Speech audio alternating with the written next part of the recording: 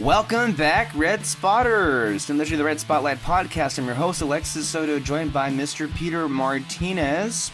We're back once again with the show that brings you all of the latest stories coming out of the world of movies and more. And we've got a lot of news this week as far as some of the films that are coming to you this year in 2022, as well as 2 movie reviews that actually had the distinct, I would say, experience of having one Mr. Kyle Lira accompany us. He graced us with his presence for both of these 2 films, which quite frankly these days is all too exceedingly rare. The movies that we're reviewing this week are The Unbearable Weight of Massive Talent, which stars the one and only Nicolas Cage. And then, of course, we have the latest from auteur filmmaker, another title that is all too exceedingly rare these days, Mr. Robert Eggers, of course, the mind that brought you The Witch, or as some refer to it, The Vitch, and The Lighthouse is The Northman, which stars Alexander Skarsgård, Nicole Kidman, Anya Taylor-Joy, and many others, of course. We saw that as well, and we'll be discussing all of that here and more, of course, on Red Spotlight number 390. Peter, we are just about done with the month of April. As a matter of fact, when this thing is uploaded, it will be May. It's going to be May. Well, it's already May. I beat you to it. It's already May. It's already there. I already put in my pre-order for the Blu-ray of Turning Red, the Target exclusive, which I just showed you before we began recording. And once again, we're reminded of the beauty of physical media and Target exclusive physical media options. Honestly, God bless Target. They're really kind of like fueling a lot of what's left as far as my passion for physical media is concerned. So many of their copies that I've gotten already this year, and they over-deliver, I would say, especially when you consider the rest of the market just consistently under-delivers or disappoints. So that's kind of the state of where we're at. And yeah, it's going to be an interesting month, that's for sure here. As far as May is concerned, we've got the big Doctor Strange of it all that'll officially open the summer box office season. And if I'm not mistaken, we also have other films of which I can't recall, but we'll get closer to them. I know Stranger Things 4, the first part of Stranger Things, will drop at the end of the month, as well as the premiere of Obi-Wan Kenobi. And I'm sure at some point that'll get mentioned because, of course, it's Star Wars, and you can count on us bitching about it, so stay tuned for that. The Moon Knight finale will also air this month, and David and I will be back to cover that as we've been covering the ongoing Moon Knight series. And whatever else we happen to see, we'll be discussing that as well. I do anticipate some Agents of S.H.I.E.L.D. rants, and of course, what would this show be without that? I don't mean today. Well, maybe today, but I mean in the coming month, I'm sure that will happen. So, anyway. Peter, we had kind of a big thing happen we kind of closed the month with this episode, and that was the top 10 show, or the top 10 movies show of 2021. So first and foremost, good on all of us for getting this in at the end of April instead of the end of December. So already we're off to that. I understand, of course, there were some, at least on the part of the of our illustrious ensemble, if I do say so. We're not, but I'll just say that right now. There were some sore feelings about the length overall. Personally, I know I have the tapes here because I've been recording the tapes here. There has never been any indication that the goal behind the change in format was to, make it shorter, because I just don't see how we do one of these shows without it being 3 hours, because it's always ever been 3+ hours. So that never really crossed my mind. But the whole point was for it to be a better product. It was longer than 3 hours. It was longer than 3+ hours. Absolutely. It was, I believe, 9 minutes short of 4 hours. And what an amazing outcome it was. I gotten some wonderful comments from the Morenos who enjoyed. Now, of course, one Moreno in particular enjoyed the show for a very different reason, but she also stressed that as far as the change in format was concerned, she was very much very pleased with how much better of a conversation this ended up being like. So first and foremost, Peter, we're going to use this first block here to kind of like, do a little bit of like Monday night quarterbacking, as they say, just to see how. I'm not familiar with football, so I guess clearly that's a term, I don't know why you used that term. Because it's an after show, right? We're gonna talk about how it all went down, how we recall it, did we like our experience, and of course, of all touchdown, free throws. To address our. Well, I mean, you did play football, so I guess you would know these terms. I don't.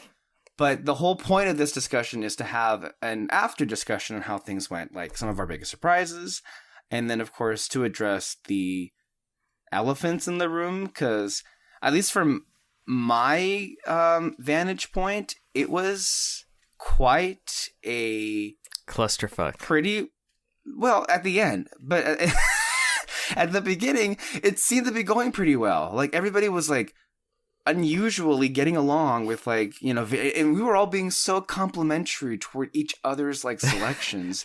But then the top 5 happened, and then that all went out the window as far as I can recall. I feel as if individuals, specifically 2 other individuals on this specific episode. Well, there were only 3 individuals. Well, So you're saying it's not your fault? What I'm trying to say is 2 other individuals, not myself, I will not name names, in order to keep their anonymity.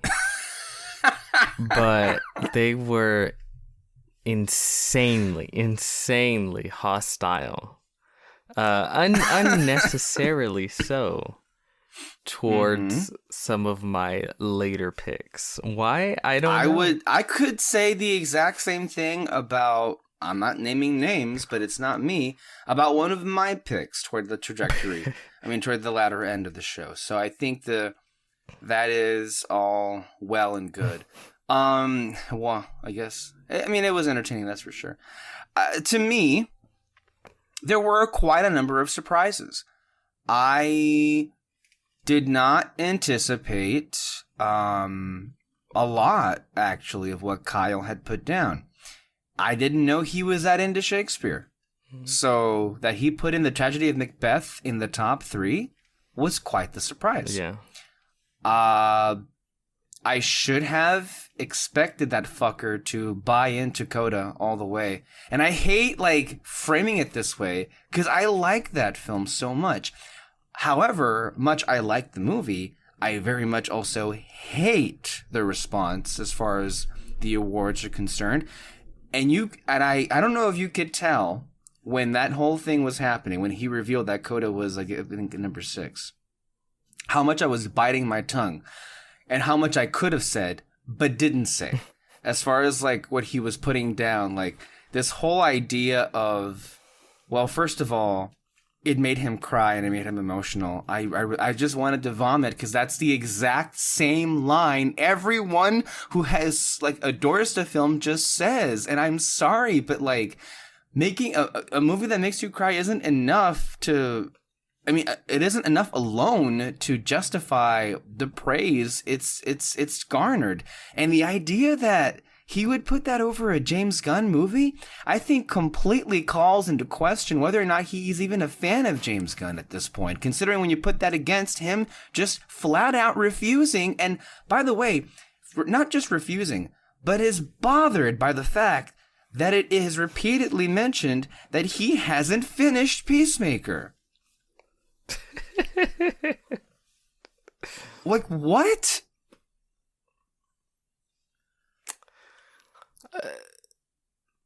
He's got some issues. I don't know what to tell you. The James Gunn thing specifically is that's a whole can of worms. I just don't get it. I don't get it. This is the guy that was for years throwing it in our faces.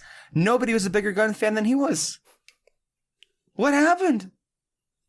I whatever. It's whatever. But with the coda of it all, and then when he was saying that that he was so happy that for once a heartwarming movie won Best Picture, I wanted to kill somebody. Green Book. It's the most heartwarming movie of them all. Yeah, that was grating on me. I should have expected this, and I did, text back and forth with Alexis Moreno to see some of her surprises. I think one of her biggest surprises was how popular Inside was amongst all the lists. Inside, I think, made it on 3 of there were 5 lists, one of which was not ranked, but 4 of them were. But of the 5 lists that were touched on in that episode, Inside made it on 3. Basically, everybody not named Alexis Inside was on their list. Yeah. Which, I mean, I should have, I guess, anticipated it. And I do love Inside. Well, I would say I love it more so as the music is concerned, but as a film, it's a different situation. I'm not saying, by the way, how dare you put it in your top 10. I'm just saying that for me, that's why it didn't come close to being on the top 10. But that's a me you're an Alexis. issue. We get it. Let's see. Julio, by the way, just interrupted our broadcast to ask you, what's your Twitter account? As if you would ever say. So, Why? Okay. Why did you I don't say know. my It's my Twitter. yeah. So It's a I don't secret. know what. It's a secret. Well, probably won't be for long now that there's a new owner in charge. Oh So God. we'll see. Yeah, that's a whole other thing. I was also surprised, that Kyle didn't have, films that he has expressed, a lot of passion for, which include, I mean, there was no mention of House of Gucci or Raya and the Last Dragon, or probably more suspiciously, Ghostbusters Afterlife. And if you recall, that was one of the films where, remember, when we did the review for Ghostbusters Afterlife, he was so passionate that he had recorded his review of it because he couldn't be there for our recording of it. So I had edited his comments into it. So, I mean, I can understand perhaps not being in the top 10, but there was just no mention of Ghostbusters. And I found that just quite surprising. You know what it is? He's a dirty little liar. Oh, okay. Do go on. I think he loved it. I think he was afraid of another classic Alexis Soto bombardment. So, which he shouldn't have, because I just said, not even 60 seconds ago, that I really held my tongue when it came to the whole Coda thing. Did you? I said nothing. No, I said nothing. The tape's there. The tape is very much there.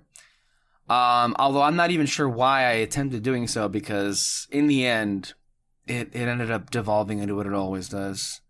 So I don't even know what the point of that. Okay. of me even holding anything back was. The thing is, when 4 hours is a lot. Okay. Hold on. Wait, Peter. Before you address that, overall, what did you think of the lists this year? There's a lot of carryover, as a matter of fact. Mine was great. In the selections. A lot of carryover in the same films appearing on different people's lists. I'm really good at I don't know about films, you. Well, we'll see. I mean, 9 of my top 10 ended up being on other people's lists. So, I mean, you're basic. Let's hold your beer right there. And you're the one that called yourself a basic bitch. I felt I was being a basic bitch. Okay. Anyway, continuing on what you were saying with almost 4 hours. When it gets that length, you get a bit grouchy, okay?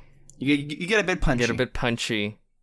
I was okay. You guys, I don't know what it is. Maybe I'm just so used to recording long podcasts. But you guys, I don't know what it is. This is the thing. That week, I think, I had recorded a podcast with you. And if you remember, I was dying. I was falling asleep. I couldn't take it. Yeah. That's right. And then I worked in the morning. And then I recorded a podcast with the Harry Potter geeks, Lira and Moreno and Moreno's David. And I was dying. I like 30 minutes before the movie ended, I had messaged them like I think I got a dip because I can't stay awake. And then I think I just mumbled through the last 30 minutes and I made it. And then I worked in the morning. Then this and 4 hours probably ended around midnight, and then I worked in the morning. So I was in no mood.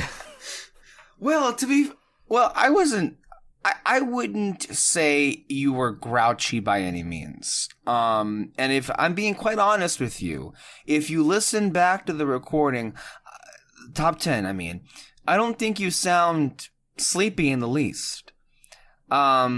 Maybe that last hour you weren't punching back as much as you could have because you were tired, perhaps. That was what happened. I don't know. I will say, to me, it was particularly surprising that not so. Yes, it is surprising that Dune was not your number one film, but I would say what was far more surprising was what did end up being number one, which was Encanto. I feel like I didn't fully explain that because one, the other two were very rude. Well, excuse me, I couldn't get into why I put Eternals because the other two were being very rude, so I quickly moved on. In my defense, that was very fucking funny. But yes, but well, yeah, it is. It's but very, at the same time, see, this is what I mean. I was so tired. Very... there were so many things I couldn't explain. The reason why it's so funny is because I was there with you the night you first saw that movie, and you walked out pissed. You fucking hated that movie. That's not true. No, it's 100. It's 100%. No. I hated it. I hated did. it. Wait, let me clarify. Yes, I hated it. I was disappointed. Yes. I was very much let down and downbeat. That was my mood. I don't think the anger set in until the next day. But as far as that night is concerned, I think I was far more let down than I was angry. But did I hate it? Absolutely. Okay. Just so to then I was clear right. the record. Yes, I just added in some more information, some context.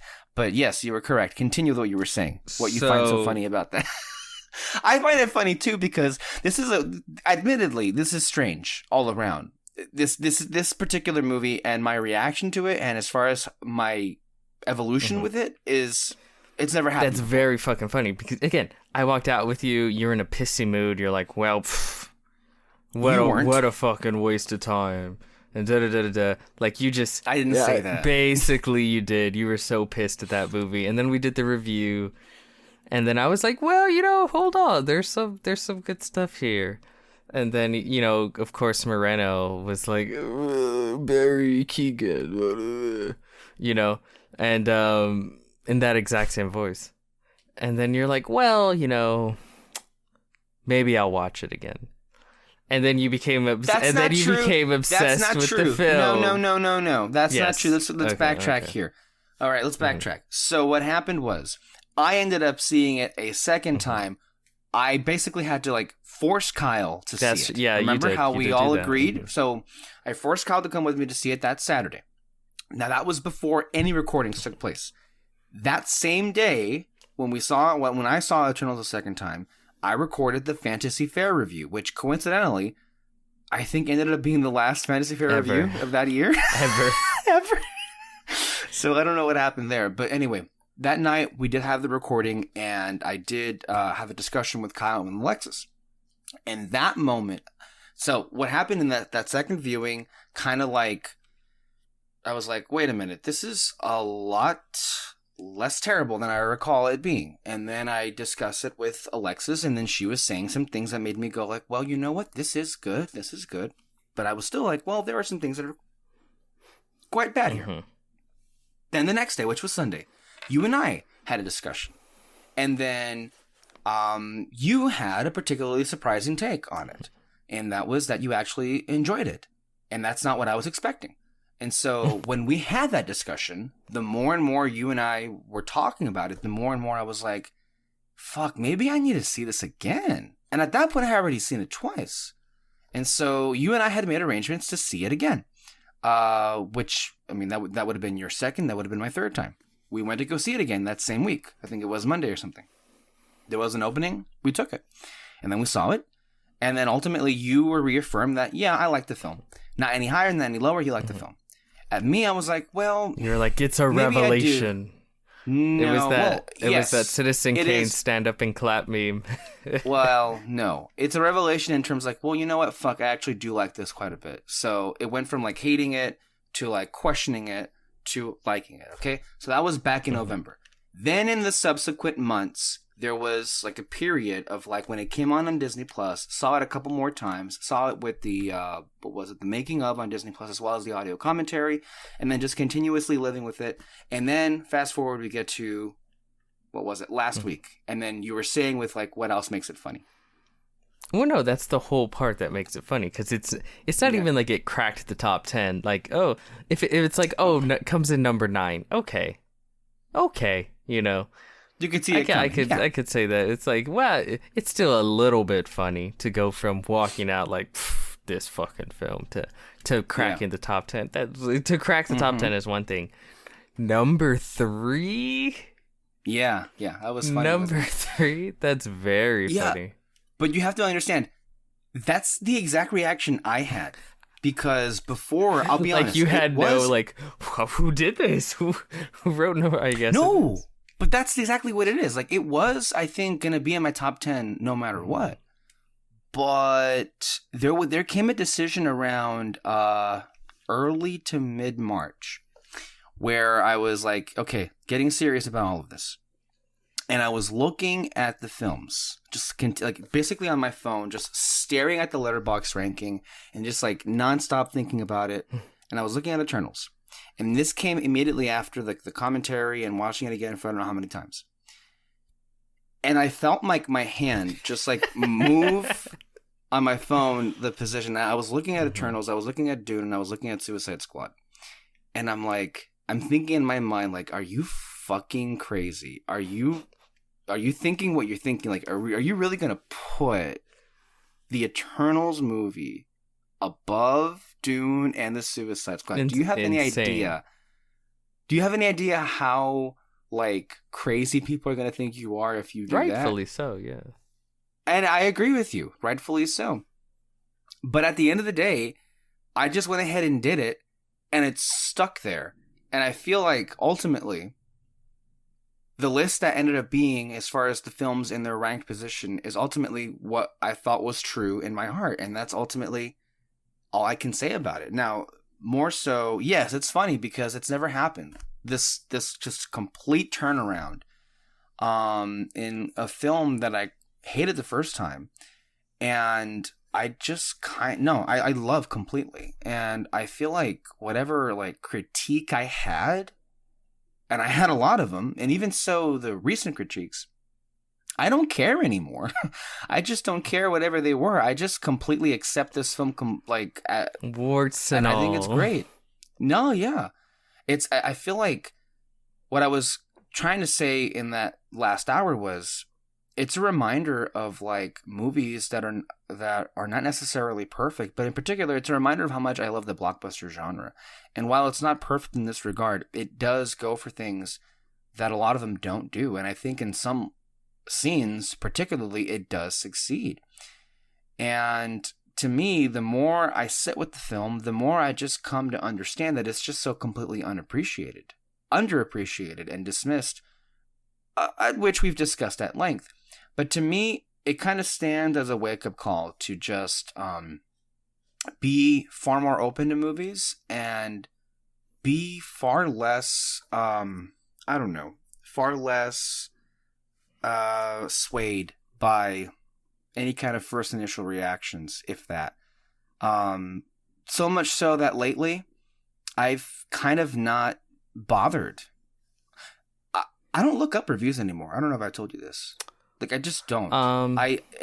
If I happen to come across one on my timeline that catches my eye, maybe I'll read into it.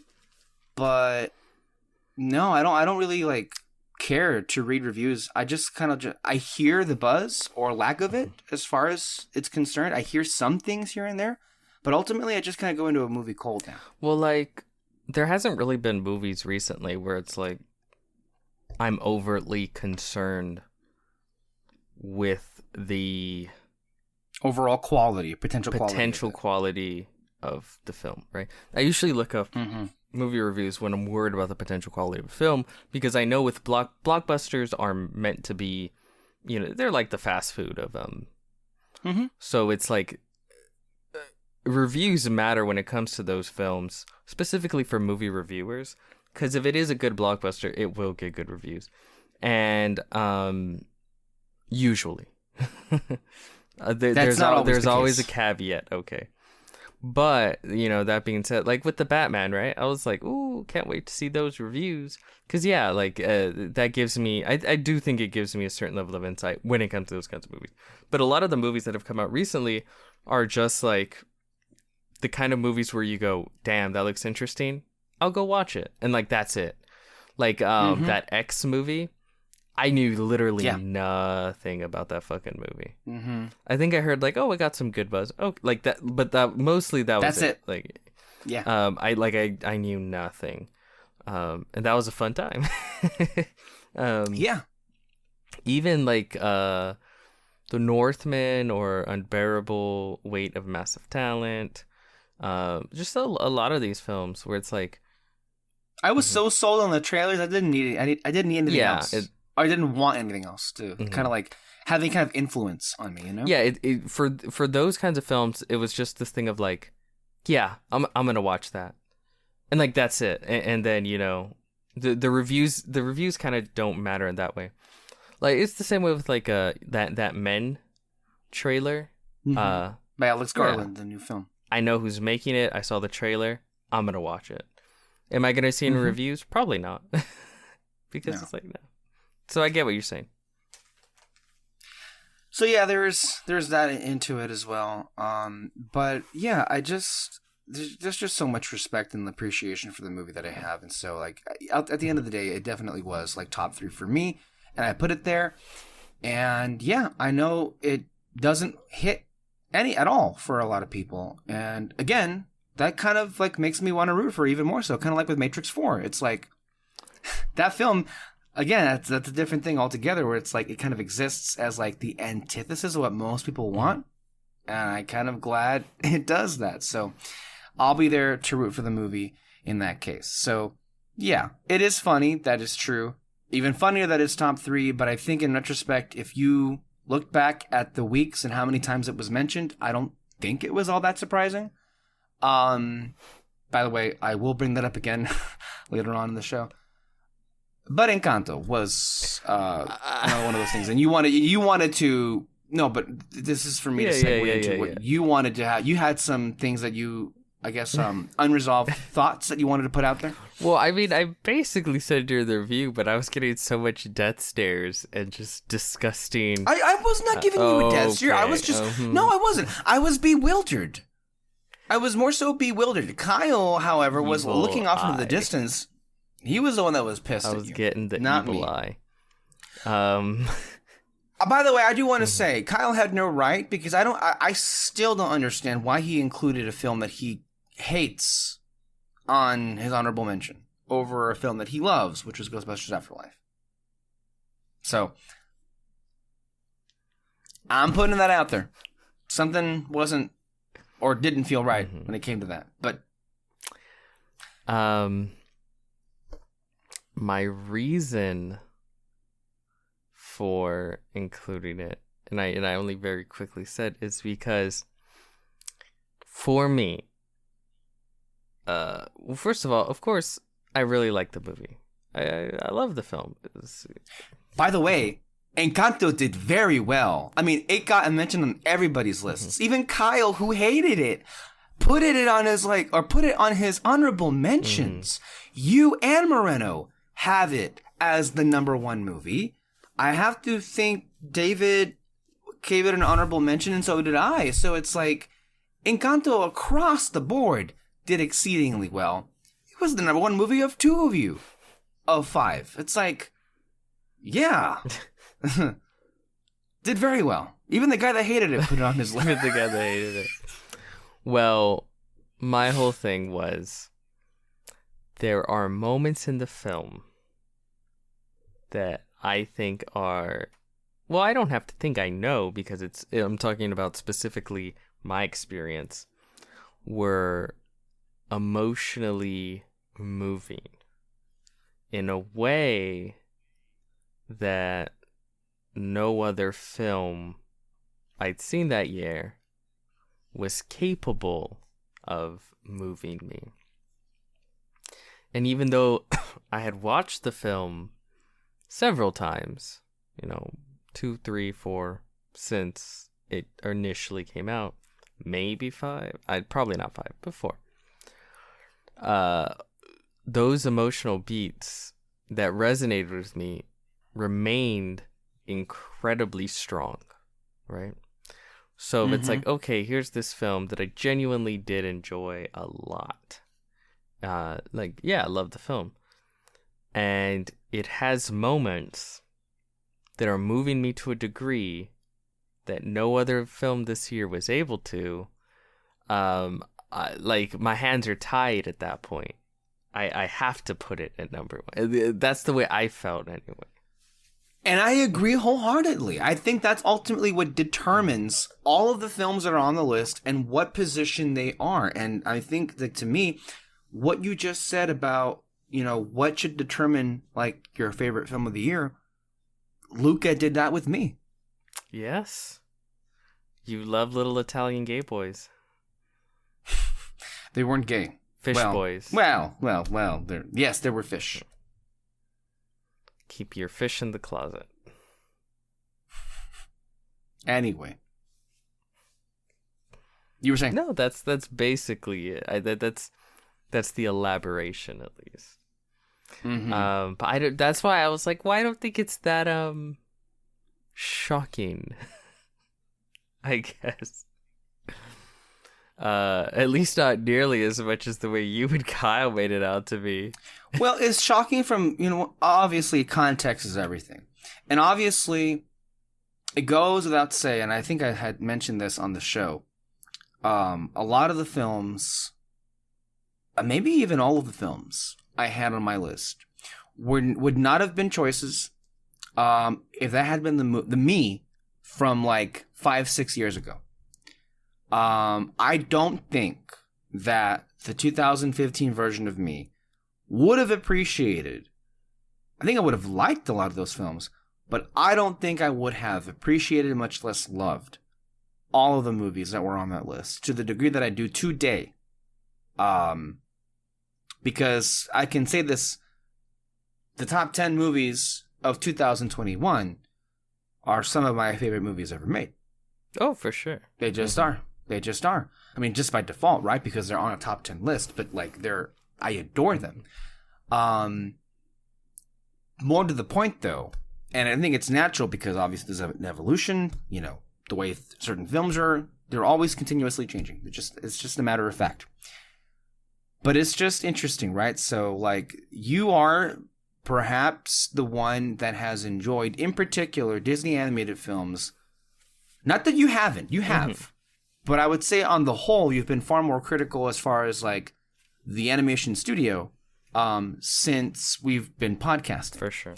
So, and I can't seem to think of any other film from the animation studio at Disney that has appeared on your top 10 list.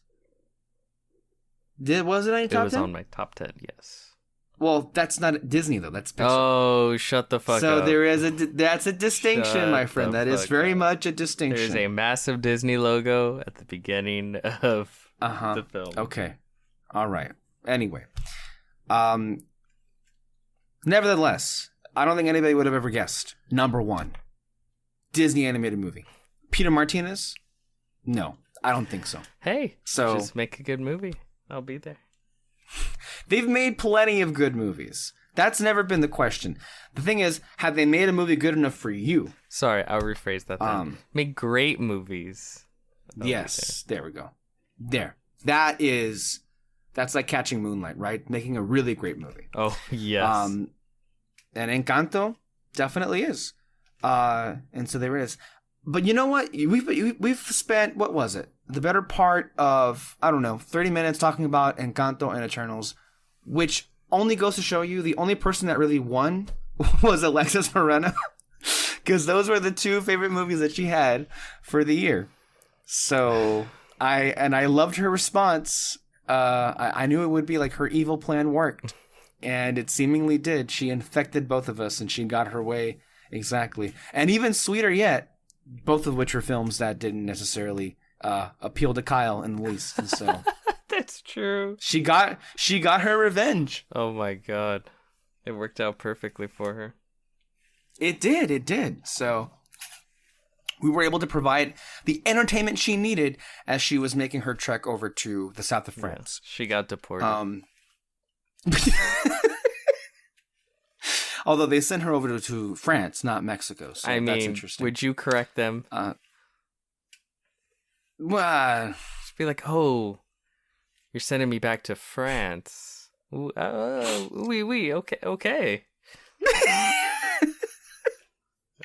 Anyway, at the end of the day, I love that you're in film. I love many of the movies, and we'll go ahead and use that as a segue into what we saw this week. Peter has some things, but I'll go ahead and talk about mine. So, of the films and shows that I've watched in the last, I think, week or week and a half since we've done this segment, happen to include movies that were on my top 10 that I have to say, in the case of Nightmare Alley particularly, oh man, what a movie. And I was so happy to see how good it did overall. I mean, it got a mention by 4 out of 5 of us. And I believe, maybe, it makes sense with David. He's the only one that could really appreciate how good it was, since he was he was invited to see this in the black and white version of it in theaters. He was invited? He was in an area where they had the luxury to show that version of it. By the way, you can watch it right now on Hulu, the black and white version of Nightmare it's Alley. out there. It's available on the extras tab if you want to watch it that way. So I may have to check that out because I do love that movie. I love looking at that movie particularly. So, but no, it's perfect. It really is. And you know what was surprising, and this wasn't at all what I was intending. I rarely ever go out of my way to rewatch a film twice. And what I mean by that is, if I happen to see a movie, let's say I watched Dune, right? Am I gonna see it again like the next day immediately? Probably not. Will I see it like weeks or months from now? Yes, probably. But like the next day? No. Well, I kind of broke that rule 3 times this week, and that's not at all what I was like planning on. So in the case of my top 3, Luca, West Side Story, and Eternals, I saw those films not once, but twice individually. Yeah. And this wasn't something I intended to do. I intended to watch it once. I did not intend to see it again. To see any of them again. And I did. And I feel like it only just like solidified that I was, at least as far as like the list that I made and the results that they had, it just reminded me of why I was entirely right. Some of the things that, again, like with more rewatches, you catch more details. I really love what a dick Machiavelli was, the cat in Luca. Just best character. A funny little best. Just one of the details that you catch. I noticed. I don't know why I hadn't caught it before, but Barry Keoghan's character Druig, literally like every time he comes up on screen, if you noticed, he's always like snacking on something, and I was like, is that intentional?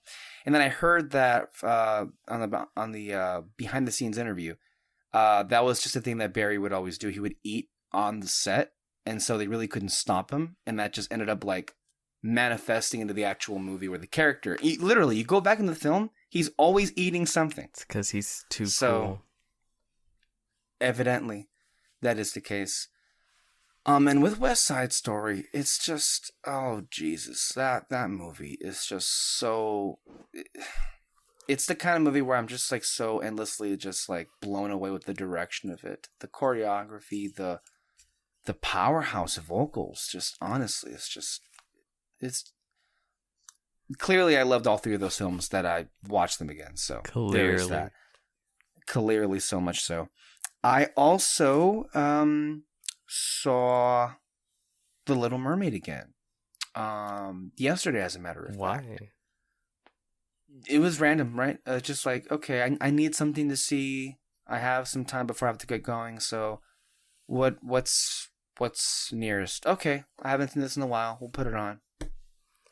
It's a classic, man. It's a wonderful movie. Did you ever get a chance to listen to the audio commentary we did? Probably not. No. So this was an audio commentary that this was David actually told us is one of his favorites that we had done. And it was an Alexis audio commentary. It was the two of us. Just the two of us. Just the two. Oh wait, exactly. Is this when like because you two are obsessed with the Little Mermaid, and then Kyle's like very much not, and then that was a separate recording. Okay. But definitely, but of course that came up in our conversation. So where we like pretty effectively like pushed back on all the bullshit takes that Kyle has in the movie. So of course without him being there to defend himself. So that was beautiful. No, it's a wonderful movie. But everybody knows that, and the music is timeless. So I've been listening to that. Can't wait for what the else live did I see? action remake. No, fuck you. No, I can't. I can wait, and I hate it. Anyway, what else did I see here? I also saw, or I should say, I saw half of Spider-Man: No Way Home. So yeah, I saw it again at home. I saw half of it. I think it stopped at the point where the villains were in the apartment and things were about to turn for the worse. Mm-hmm. I stopped it halfway through because I had to get going somewhere else. And I had not had the urge to go back and finish it since. Yeah.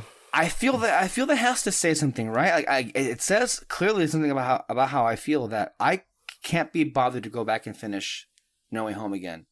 But I could absolutely sit for another viewing of Eternals, Luca, and West Side Story. I feel that really just determines how much I feel about the films. And yeah. I mean, I watched half of No Way Home at home, and it was fine. And damn it, I just would like one of these movies to just like, I don't know, hold up at home. I mean, particularly from the MCU.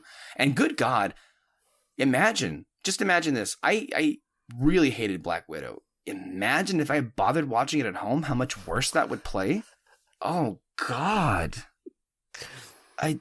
These movies need to rise above fine. They don't. Maybe because you have the big movie screen and you have the event of it all, that in the initial weekend it does.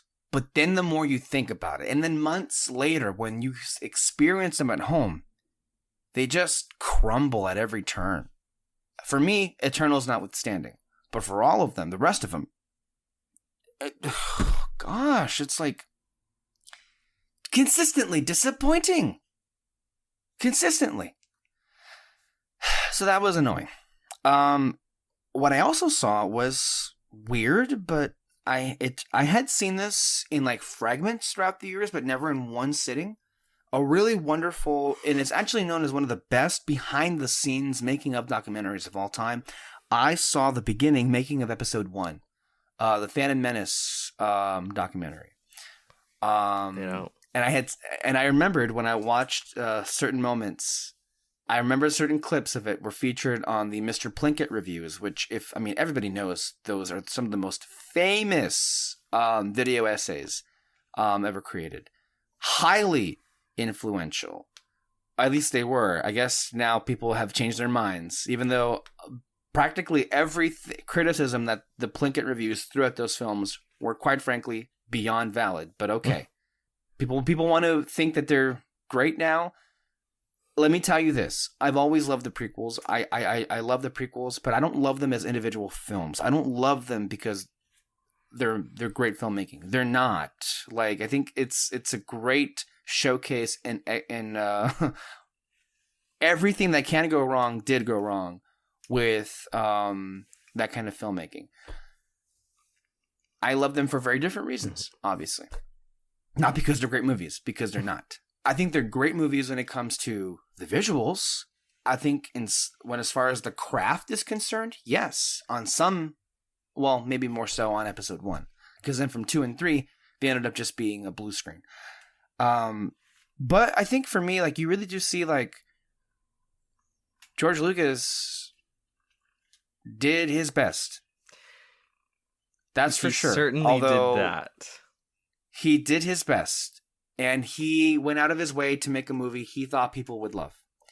It just so happened that that wasn't the case. And it also happened to be that when you see, and I'm sure you've seen many of the clips in this documentary. I've seen it. Yeah, you've seen it. It's just, you really do feel bad for all the people who were in the room with him. Because at several moments, you can see them wanting to say something so bad to him. And they don't. But they can't bring themselves to. And I think to me, we're all kind of like, there were several moments where it's like, they don't hear it, do they? Like, there are moments where Lucas kind of like goes on a little bit of a bitch fit where he like complains to John Knoll about, oh, so we just wasted $100,000 on a practical Jar Jar costume, when he sees like the test of like how good the VFX is looking at it. And John Knoll like looked visibly like frustrated with like, well, not necessarily, because that helped make the VFX look far more realistic if it weren't for that actual like on-set costume. Mm-hmm. So again, you see the clashing there a little bit. We don't necessarily dwell on it. There was a section of it that was actually pretty devastating when one of the on location sets where a lot of the actual like props were destroyed because of a sandstorm. This was in Tunisia. This was pretty bad. It was hilarious when they have Steven Spielberg there for a little bit of a cameo. They look at the battle droid, and I think it's a meme now. It's like, it's great. It's gonna be great. It's gonna be great. It's gonna be great. When George's talking about like how the battle will be with the Trade Federation battle droids and then the Gungans, or as he calls them, the Gungas, in that clip. That's funny. But to me, the funniest thing in all of it was the test screening when they're in the theater. Oh my God, man. Like, even George Lucas says it himself, like, I think I may have gone too far in a few places. And I think he even says something to the effect of, it's certainly bold in terms of like jerking people around. What does that mean? I don't know, but I think I guess like testing their patience, I guess. I love, and again, like, this is a wonderful like edit as far as like the reactions of Ben Burr, I believe. He's there, he's the sound editor. He's like going off he's really going off. Like, he's saying like in the span of 90 seconds, we go from like sad to comical to excitement to all of, in the span of 90 seconds, you go from all of that following the death of Qui-Gon Jinn. Just like saying like how much of a failure it is. And the look on Rick McCallum's face in that darkened theater with his hand over his face, just looking like deer in the headlights, look straight at the screen. He looked like he saw a ghost, and just the silence after seeing that. And then they go into the kitchen. You have Ben, you got Rick, and you got George all talking about what just happened. And you can tell just in the body language and in their comments, Ben and Rick are pissed, and George is visibly disappointed, and at every turn trying to like understands why they're disappointed, and is trying to say, at this point, all we can do is lessen the effects of how chaotic much it is. I loved it. I loved it so much. And it's like, man, you just like, you long for something like that to get made, because the studio like made that, and they have to have known how it came off, and they still released it. George was the head of the studio, and he okayed that release. And fast forward to like what big films of this day and age, like No Way Home. There are so many details and facts that you and I know of because of how they were reported, of how troubled the filmmaking was, that can't be so much as uttered on any of these skimpy, like, behind-the-scenes features for the film on its home media release.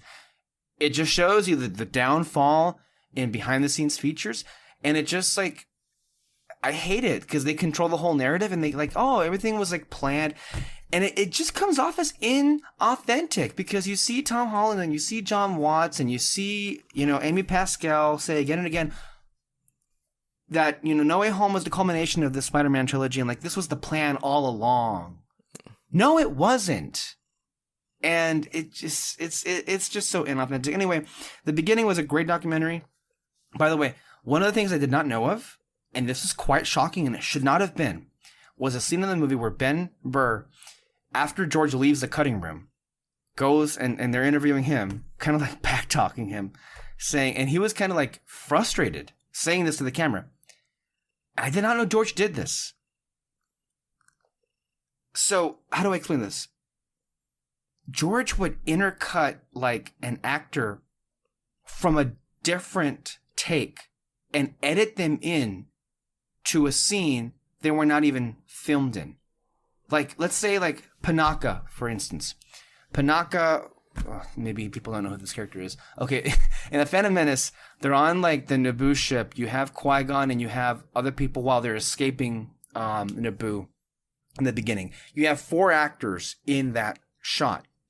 And one of them does something. They move they're standing up and they move to sit down. And that's not something ultimately that George Lucas wants. That would be considered some kind of a continuity error or something. And so what George directs Ben to do is to cut out that actor that moved from that cut, from that like actual scene, and then get that another cut of that same scene that was filmed, of that same actor, just like replace it. Okay. I kind of think I see what you're saying. I know I'm explaining it really horribly here, but like Ben was like horrified because it would really like affect the performance, because like that's not something that the other actors are reacting to. Yeah. So it kind of helps to explain why throughout the movie the actors don't have much of a reaction to what's happening, because you get the impression that George did this all the way throughout, where how could they, when so much of what you see in the final product was artificial, even like in terms of how it was cut, because you can honestly understand why you have actors that don't react to other people being in the room, because maybe they weren't in the room or they weren't doing that particular act in the room. Mm-hmm. So, wow. Anyway, you saw it once upon a time. What did you think of it? Brilliant. I agree. It's one of those things where they don't make behind the scenes well, first of all, they really don't make behind the scenes documentaries that much anymore. But if they do, what was unique about that one is just how extensive and how detailed it is about every little thing, the entire process, the good, the bad, and the ugly of making the film. And you'll never get that in another Star Wars film. It's way too sad. And that's the thing though, like the new Star Wars films, for sure, they had moments 5 times as tense and awkward and insane, I think. Yeah. But Rise of Skywalker, for instance, there's God. So many things in there. You really want to just, I mean, hell, the documentary that was available, that we did review, there were revealing moments, but of course didn't get into it. they're revealing to us because we can see between the lines. But there are so many decisions that you want to hear. How did they get to that thought process? Of course, the documentary that is, available never at all attempts to just like get into like the thought process. It just say, we made this decision and isn't it cool? And that was the rationale all the way throughout. That's all they bothered to go to, explain any of it. And you look at Rise of Skywalker and you think to yourself, man, I really just want to know, like, what the fuck happened here? And the thing is, if it were made back in the day, it would have got an amazing behind the scenes documentary where you could have a real bird's eye to everything that's going on. But, it's just those kinds of things just don't exist anymore. So yeah, no, that Star Wars documentary, it's great. And you have to think about this, like, The Phantom Menace was, and I would still say, in some circles, is considered to be among the worst films ever made. I love the movie, but I don't think it's a good movie by any means. I think it's a very bad film.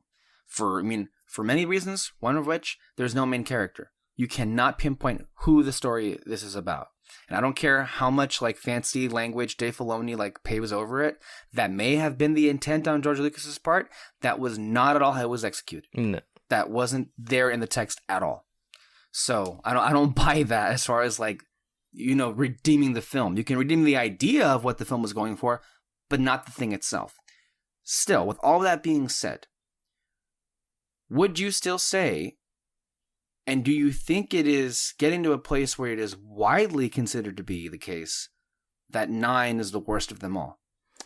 I mean, it's already there for me. I mean, it is for me. But, I mean, to be fair, I think it was there from, like, week 1. Mm-hmm. Yeah. Because, again, and yeah, I think this documentary helped show it. There's a real interesting creative story going on here. With George as the center, as the hero or villain, however you see it. It leaves it up for interpretation. It's like real art. It leaves it up for interpretation. Whereas with Rise of Skywalker, it's just boring and dumb and stupid and useless. And bad, obviously. But there's just nothing to it. There is no main character. It is just soulless. Years later, what do you recall were some of the things you liked about it? The Slug Man. What was his name again? I don't fucking know. He had a name. Of course he had. Was it Claude? Claude, yeah. Klaus or Claude, one of those. Claude, okay. The Slug Man that was there for all of what? 3 seconds? Yeah. But it's cool. I think giant slugs friends should be in Star Wars. How do you think we'll feel about that movie come 10 years? Do you think that... I think it's probably inevitable that that's going to get a return. I mean, I would hope that the thing would happen with all 3 of them, but do you think it's going to be like romanticized the way that the prequels were? People will try. People will try. If I'm being like, I'm trying hard to look back at things that I liked about it. Well, you could say objectively, it was a good scene Harrison Ford had with Adam Driver. Yeah. No, it was good. It wasn't bad. Anthony Daniels had some great moments as C-3PO. He had a couple of funny moments, yes. Yeah. That's about all I can say. Because I think it's still bad when all the things you can depend on weren't like, I don't know. I mean, I feel bad for Ian McDiarmid. They really did him dirty. Normally, him hamming it up can save anything. It saved the prequels. It couldn't save this. He did like nothing. No. I feel like the Emperor was the last thing people were talking about when they came out of the movie. And if you remember how they hyped up the Emperor, going in, that's all everyone was talking about. Coming out, I don't think anyone... Do you remember that reaction we did for that trailer that had the Emperor's laugh? Do you remember that? Yes. Anyone wants to go back and hear it, you can hear me die. My death cry. I'm just like, no. That was your Darth Vader no moment. It was alive. I felt it. Yeah, well, now that's it. All right, so that's what I saw this week. What did you see this week, Mr. Martinez? What did I see? You gotta remind me. The Pirates of the Caribbean. Oh, yeah, yes. This will pair nicely because these films came out at the same time as the prequels. And also, as the video essay that you share with us, are the embodiment of the end of an era when it came to blockbuster movie making. So you watched, I don't know what you did first, if you watched the video essay and then that prompted you to see the sequels. I mean the movies again. I don't know which came first, but you shared the video essay. Well, first of all, which did come first? Do you remember? Movies. Peter is trying to get a word in because he keeps yawning. Okay, the movies. The video essay, in particular, I should say, was in regards to the Pirates of the Caribbean sequels, which has always been kind of a weird thing for me in terms of how they were or have been received. And I think it was one of those things, similarly to when I first discovered, I was younger, but when I first discovered that the prequels were very much hated, this was like circa 2005, 2006. I was younger at that point. But the Pirates films came out 2006, 2007, the Pirates sequels.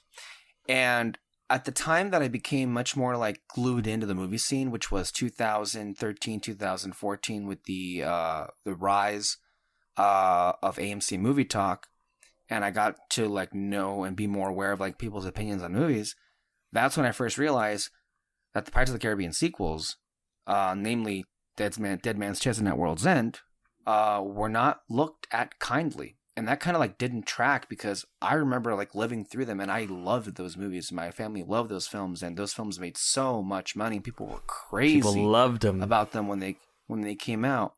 And then to hear this critical consensus like not matching up with what I recall was kind of a shock to me. So this video essay was called "The Pirates of the Caribbean Sequels Are Better Than You Remember," and this comes from Too Many Tapes. That's the YouTuber that made him. So I saw this. And to me, it just reaffirmed that I think people, I would say I think critics in particular got those sequels horribly wrong, for one. And I think, number two, especially considering what the landscape is like today for blockbuster movie making. Yeah, I guess what prompted me was just the difference in blockbuster filmmaking in comparison to today. So I was like, you know what? I'm going to check them out again because I've always loved them. By the way, we have audio commentaries on file for those movies. We do. If you want to check them out. So there's that. Yeah. So I went back and watched them, and you know what? They're fucking great. Aren't they? They're fantastic. They're so unbelievably well made. The movies feel big. They feel alive. They feel filled to the brim with personality. It's so weird how, I'm telling you, the quote-unquote bad blockbusters from 20 years ago, so much better than a lot of the quote-unquote good blockbusters that get released today. Mm-hmm. And a lot of that I do think has to do with the practicality of it all. You know, they built massive sets. They went out into the world. Yeah, there's craft. And filmed on crazy, locations.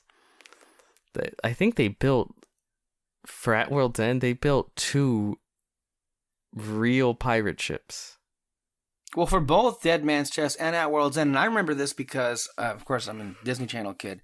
I know that on the Disney Channel, they were promoting, for a time at Disney Parks, there was a promotion where, I think with Castaway Cay, which is their owned island, you could go, the Flying Dutchman was parked there, was anchored there. They built actual ships, the Flying Dutchman and the Black Pearl. Mm-hmm. Like, they exist, or they existed. There were big deals.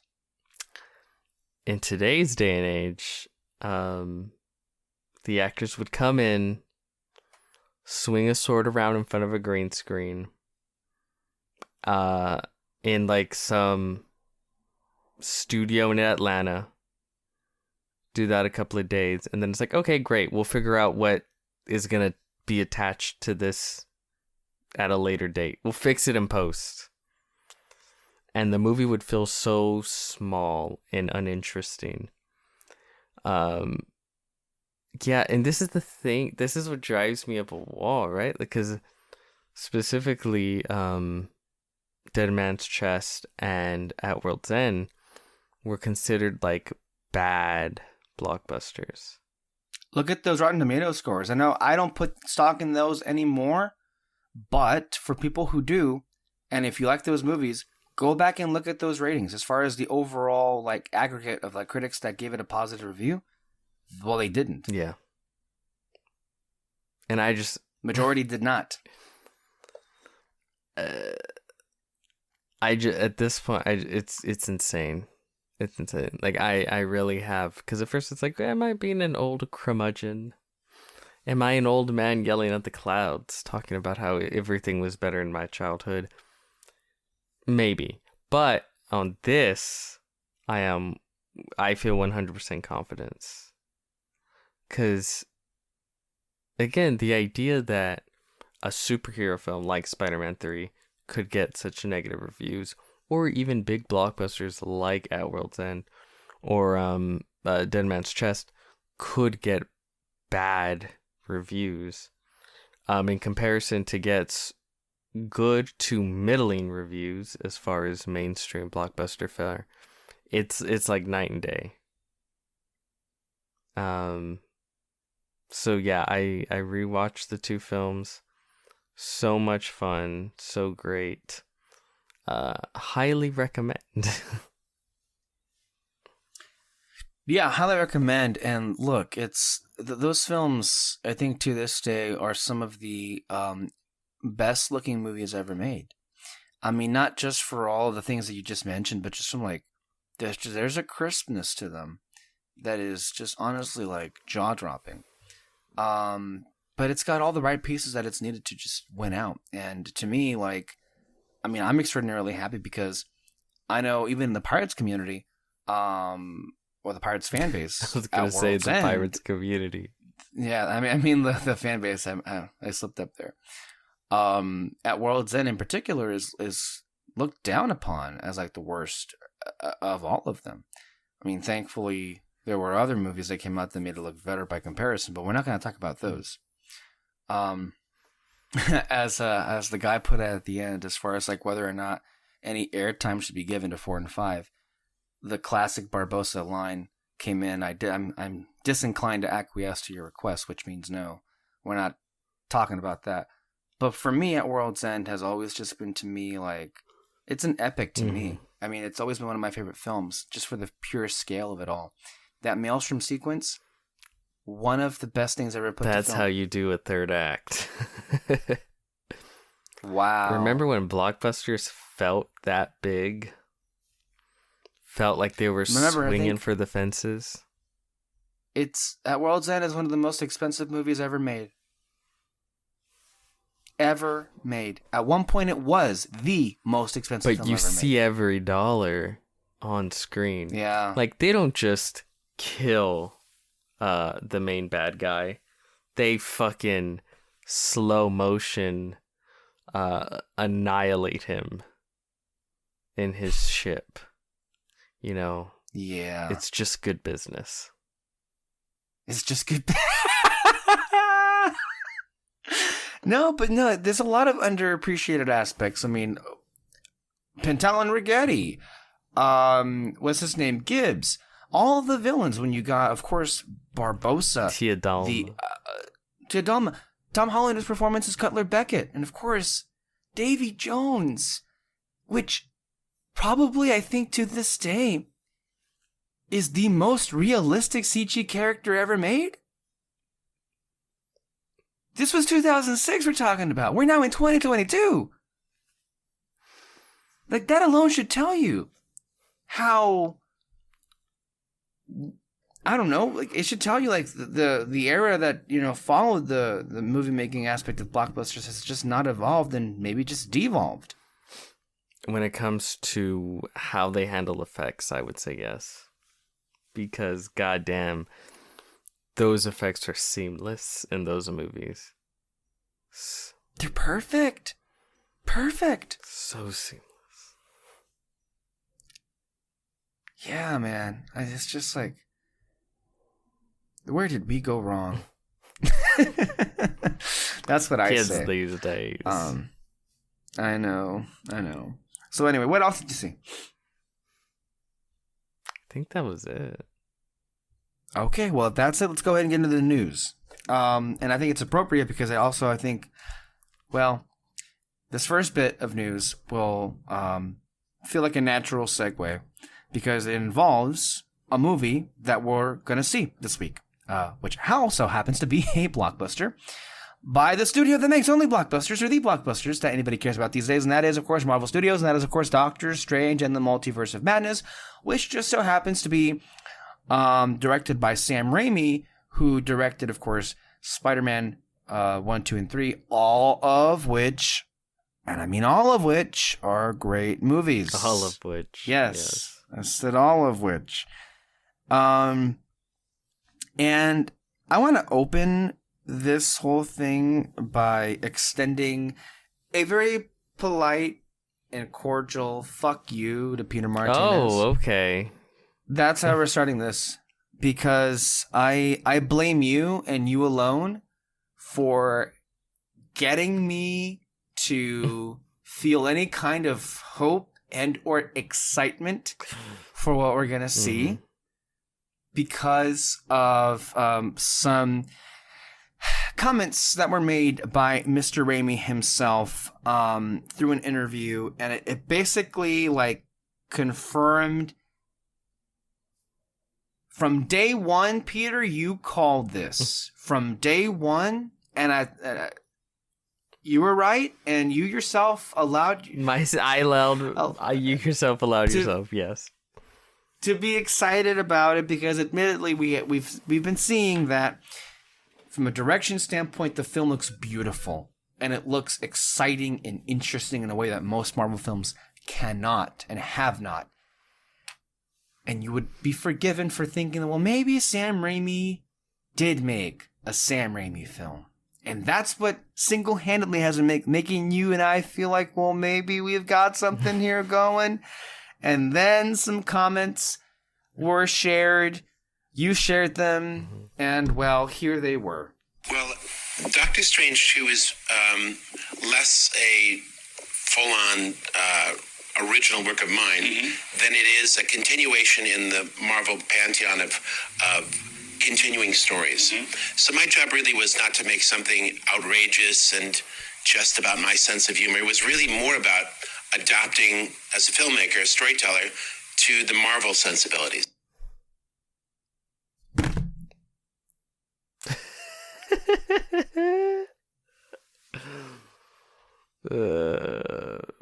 That, by the way, every word of what Sam Raimi just said is everything I do not want, is everything I have been railing against these people for years now.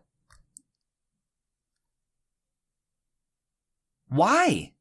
Because Why get Sam Raimi at all? I do not understand. Like, okay, well, I'm sorry, was John Watts not available? I mean, obviously he wasn't available. He was working on something else, but like they couldn't find some like small time indie filmmaker that made like 1 or 2 films to come in like and babysit. Yeah, because that's basically what this sounds like. Like you bring in a guy to just like make an interesting looking film, which is great and all, and what we feel has been missing from many of these movies, but that can't. And again, the prequels in particular are examples of this. That can't rise above if you don't have a story, if you don't have the substance or a script or with characters, or that can't mean anything if you don't have a film that is there to service the characters or has a story. Because the thing that I have been saying for over a year now is, what is the point of this movie? Why is this Multiverse of Madness a Doctor Strange sequel? What does this mean for Doctor Strange? Why are we here? None of those questions have been answered.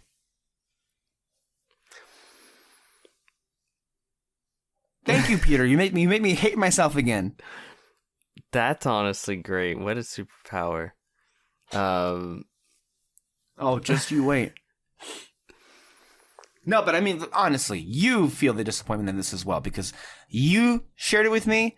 I reacted to it in real time in front of your eyes. I mean, through the messenger thing, and it's like, well, yeah, that's like the excitement for this film that we foolishly allowed ourselves to feel just kind of like collapsed in real time because that was everything we feared. Yeah.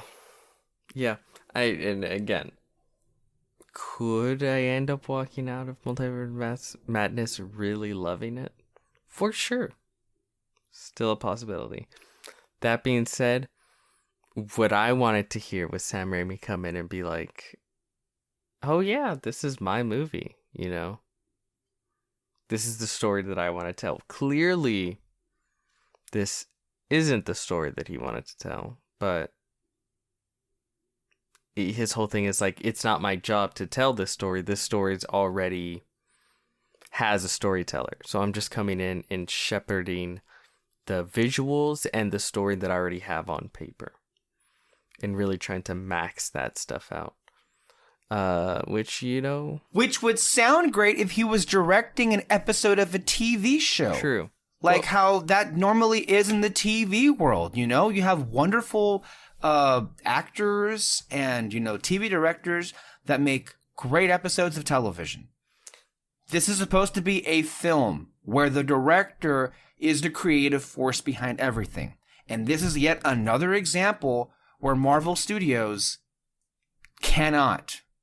You bring in Sam Raimi and you cannot let him be the creative force behind this movie. Why hire him in the first place? Yeah. Why set my hopes up specifically? It just makes no sense. And I just feel like, and just the other day, you and I were defending this film to Kyle because he was, he had, trepidations in regards to, because he saw the leaks, the sheer volume of, cameos that could happen in the film. And you and I were like, well, it is a 2-hour movie, not 3-hour movie. That's a promising, that's just a promising notion, first of all.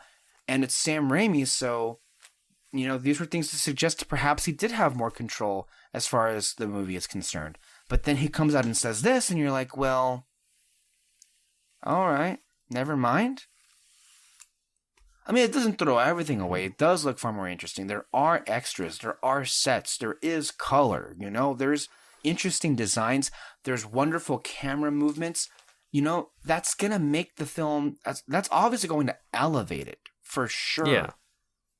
But I will say it's probably best to go in with rock bottom expectations anyway. So, in a way, I'm helping you. Yeah.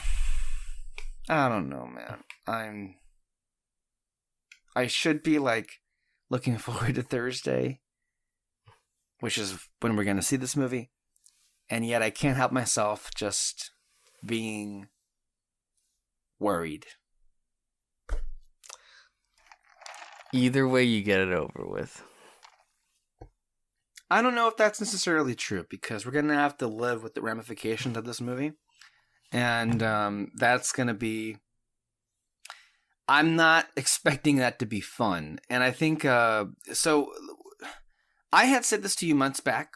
You dismissed it because you couldn't believe it. In the theater, when we were sitting down for the previews of Unbearable Weight of Massive Talent, you had mentioned to me that those Black Bolt rumors that I had brought up to you weren't so crazy after all. Well, again, I never said that him showing up wouldn't happen. I just said that it wouldn't be with that actor. And I heard no such thing when it came to the actor. Mm-hmm. So Now, yes, I do hear that Black Bolt is in it for sure.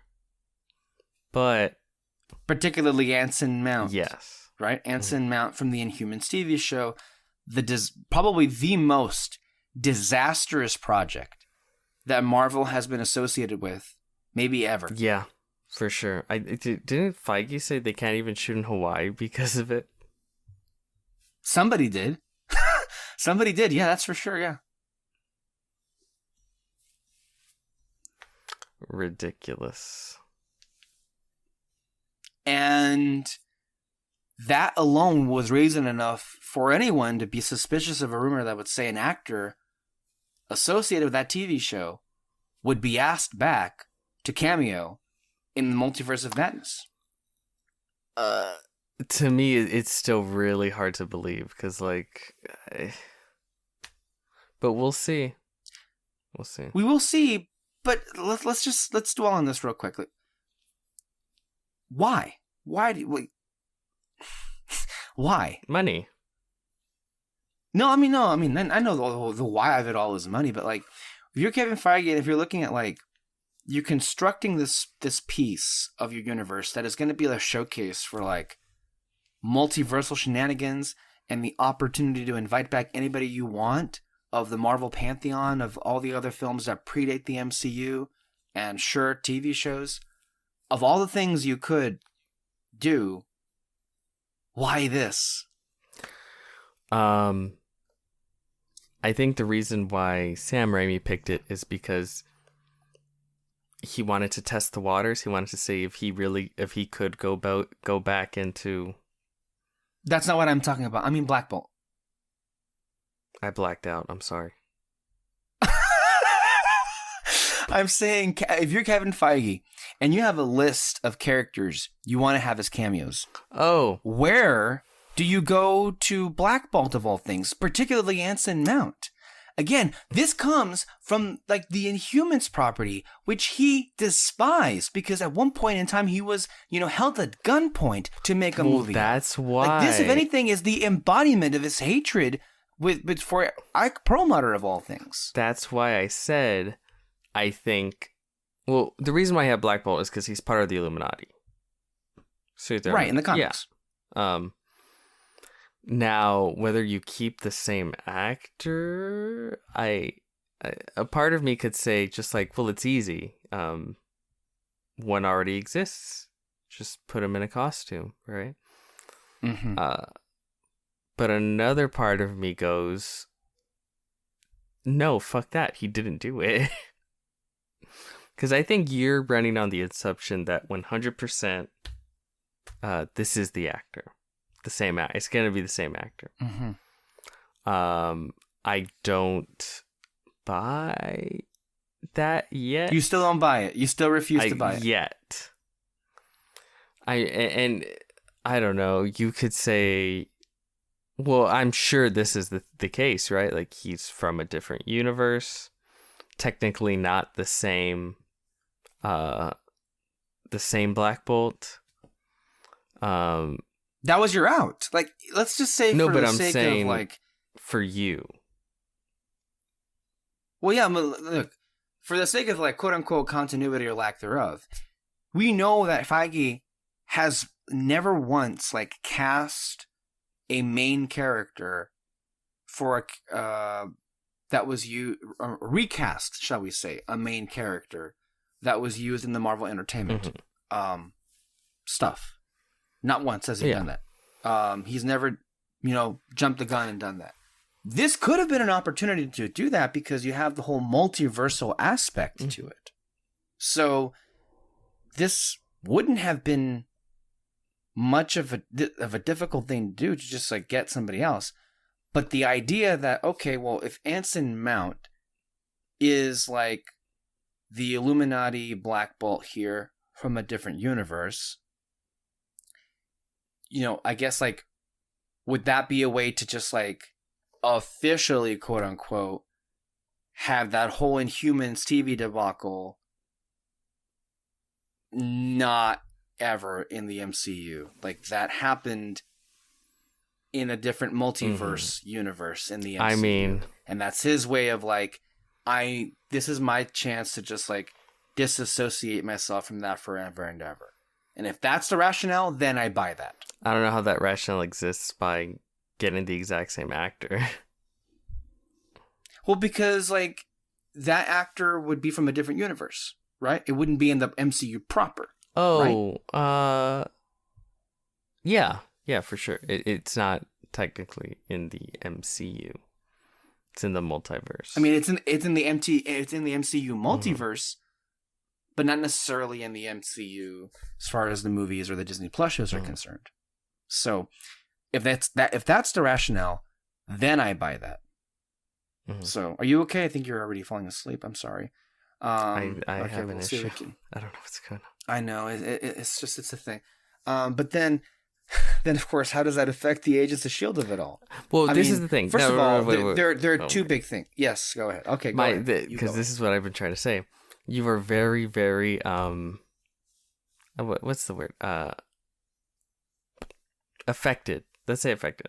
Protective. Affected by the idea of the actor Ansel Elgort coming in and not voicing. Ansel Elgort. Anson Mount coming in and playing Black Bolt again.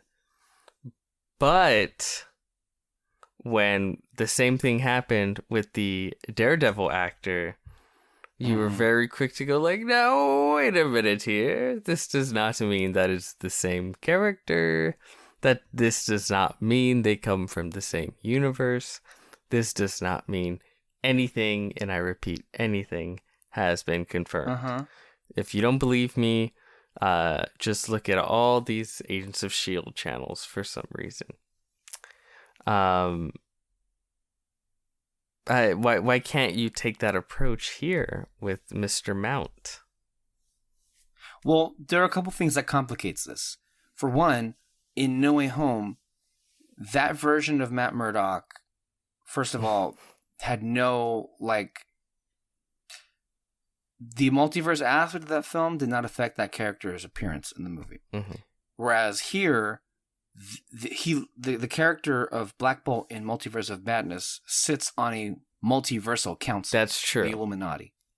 So, but that even adds more what you into said. the idea of him not being a part of this universe. Yes. All right. So, anyway, there is that whole issue, which is complicated to me. Anyway, where I get like, all right, then I feel like this is like the universe just like has it out for me and me alone, right? Or I guess us Agents of S.H.I.E.L.D. fans, because if this does happen, barring anything else that we don't know of, or perhaps, I mean, I guess there's a sliver of a chance that in the climax, while there's like all these universes opening, maybe you can see a S.H.I.E.L.D. reference in the corner bottom left screen. Maybe there's a sliver of a chance. We know that because evidently they tried slipping that in with Endgame years ago, and that was cut.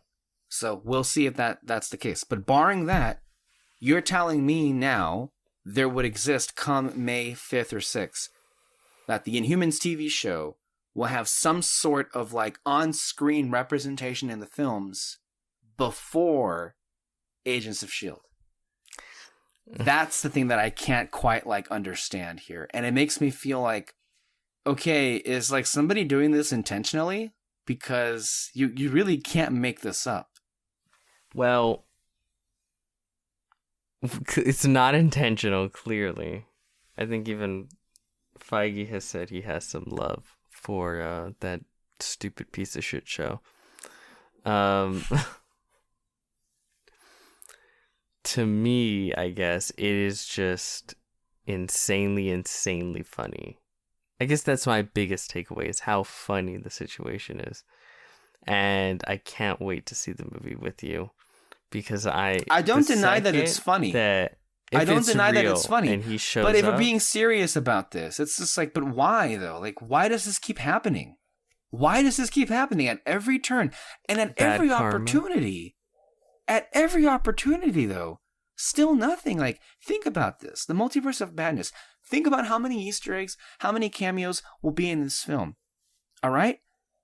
You're telling me there exists the likelihood, the high likelihood, that I'll walk out of that film with so many Easter eggs and references and nothing? I get nothing from S.H.I.E.L.D.?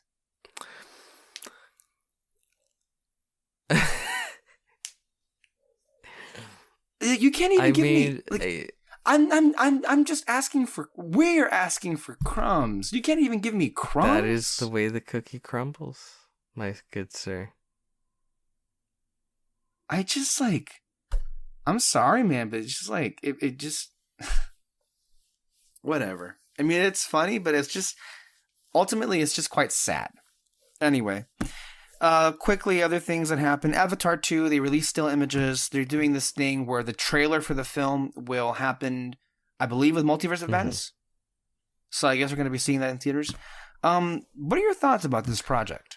And whether or not it'll amount to anything as far as, like, how the public will respond? Oh, how the public will? I have no fucking clue how the public will respond. It'll be really interesting.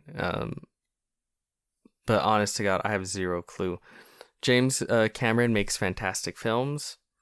Yes. Even Avatar. Again, that's the one I'd like to rewatch. They're doing a rewatch. Not a rewatch. Re-release in September. Theaters. I think it'd be great to rewatch that. But so far, it's literally... the stills they've released so far don't look that different than what the...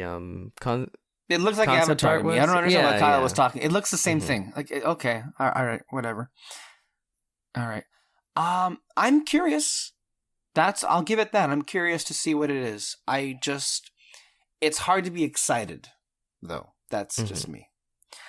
Anyway, there is that. Spider-Verse got delayed. That's disappointing Hell to me. on Earth. I mean, fuck them. But hey, I mean, If it's better, I guess. Look, if it's better, it's worth it. And if they really need the time, then I appreciate Sony letting them delay it. So there is that.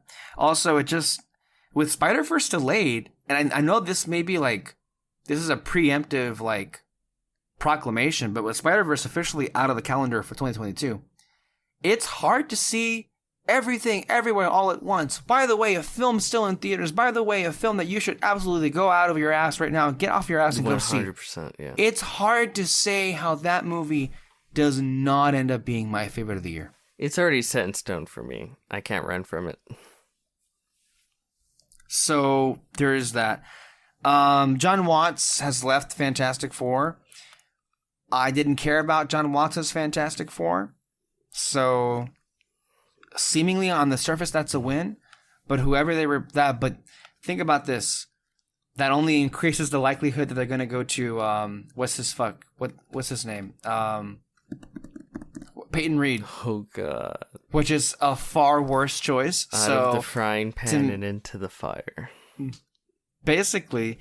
And then as far as like what John Watts does next, well, there is the 4th Spider-Man movie that's now open for him to do, which from what I think somebody reported this week, that's likely going to happen. And with, Zendaya coming back, which seemingly suggests that the ending for Spider-Man No Way Home once again was bullshit. What are they going to do? Push back El Muerto?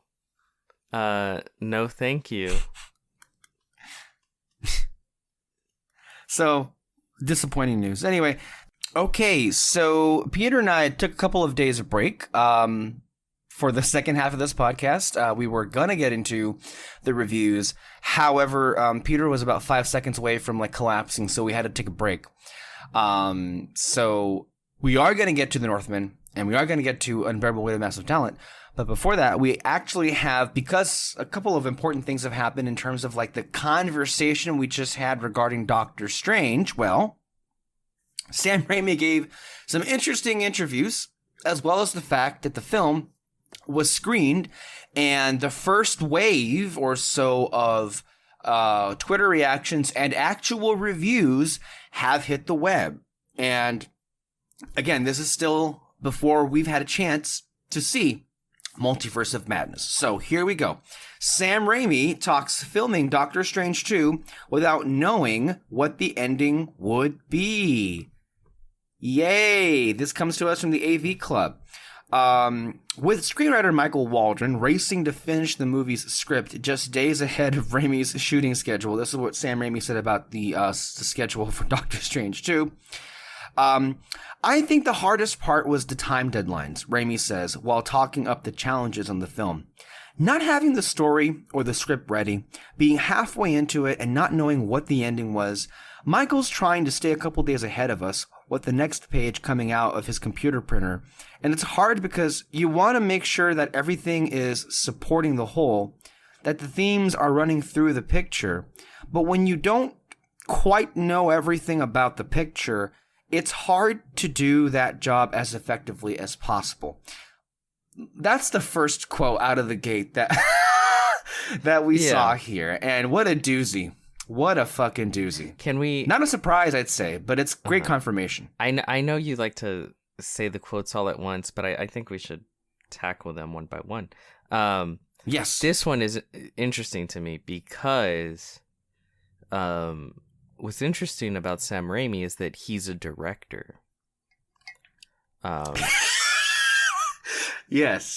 He's the classic Hollywood kind of director, right? Like, yeah. Well, yeah, he's like an old classic director, the kind that likes to tell stories. As opposed to just hold a camera. And have others do the work for them in terms of like the creative process is concerned. Yeah. And for him, like, he likes to tell stories. He likes to create a sort of through line for these characters, you know, almost like it's a story or something. It's really wild the way his brain works like that, right? Now, these young up-and-coming directors that Marvel usually gets, who are just happy to get the gig and be on this set and have their career kind of made for them, they obviously don't push back on any of that, right? They're kind of there to just make sure that the machine keeps moving. A lot of these directors. Sam Raimi, again, he doesn't come from that line of directors. He's old-fashioned. So back in his day, what would happen is, like, you would have a script and then you would, like, plan out shots. And then you would take the time to really go through the story and figure out, like, okay, this is the story we're telling. This is the through line for our character. These are the arcs. This is how everything fits together. Now let's, how do we want the film to look? Let's take our time to really work on that. That's what he's used to. Whereas with Marvel, it's like, we have these backlots in Atlanta. We have them scheduled for your film for this month, and then that's it, because we have 10 other movies they're going to shoot, that we have them reserved for, one right after the other. So, the script is ever-changing because the plans are ever-changing. And just sort of shoot what you need to shoot to just have it, right? Don't focus on getting creative with how you shoot it. Don't focus on the story necessarily. Just whatever words we put in front of you, just focus on getting that.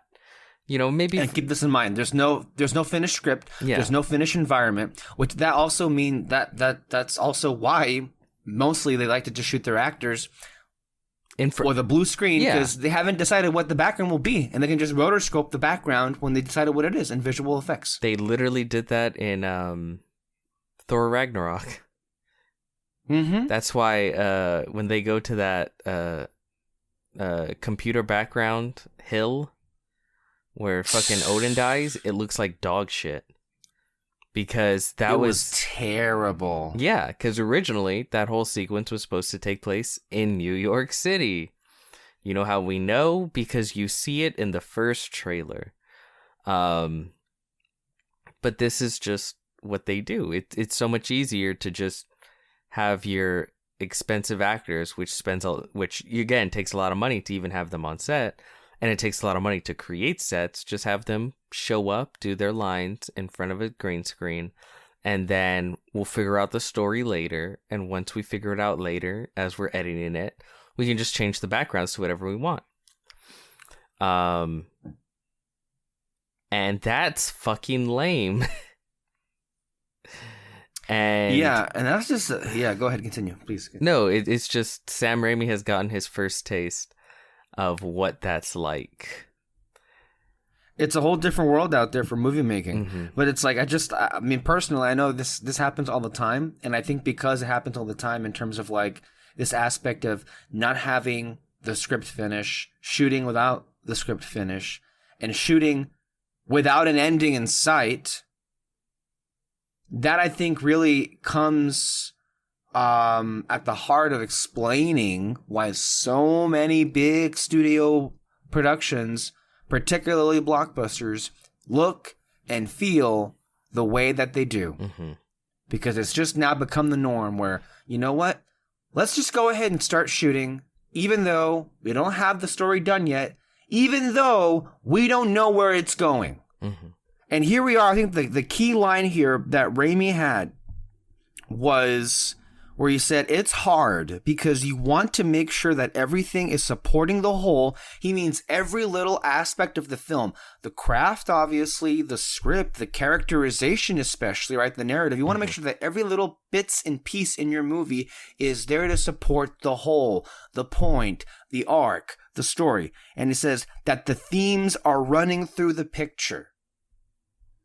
You can't do that with how Marvel makes their movies. And I think this, in and of itself, just proves that that the films that they make can't have that where the themes run through it. But I don't know that even sure they even care to, or it even occurs to them that it's important to make films that I mean are thematically tied in together. Yeah. I mean, it kind of sucks because some of my favorite directors, it feels like they got their first taste of modern blockbuster filmmaking and then they just walked away and said, fuck that. Like, you look at Peter Jackson, those Hobbit films broke him. Oh, yeah. He just stopped. And what's filling the void from these, what used to have really big, interesting, shoot for the fences type directors that you would have make your blockbusters, like a Peter Jackson, Sam Raimi, Gore Verbinski, are being replaced by John Watts, who, not a bad director, but has zero visual style of any kind, any sort of distinct style at all. Is really good at, I guess, just making sure they shoot everything and get done on time, and making sure it flows. I don't know, and I mean, you still have some guys like, with James Gunn or Taika that you can see really infuse themselves into these films. Ryan did so with the best Star Wars film made since Empire Strikes Back. And then the world shit on him. That's what I mean. Already with these reactions, oh wow. I know we haven't gone to it yet, but have we touched on that yet? I'm not sure if we. No, we keep in mind, everybody who's listening at home, Okay. It's been a couple of days since we've even had the discussion that you've already been listening to, so we're trying to refresh ourselves. And I think, no, you're right.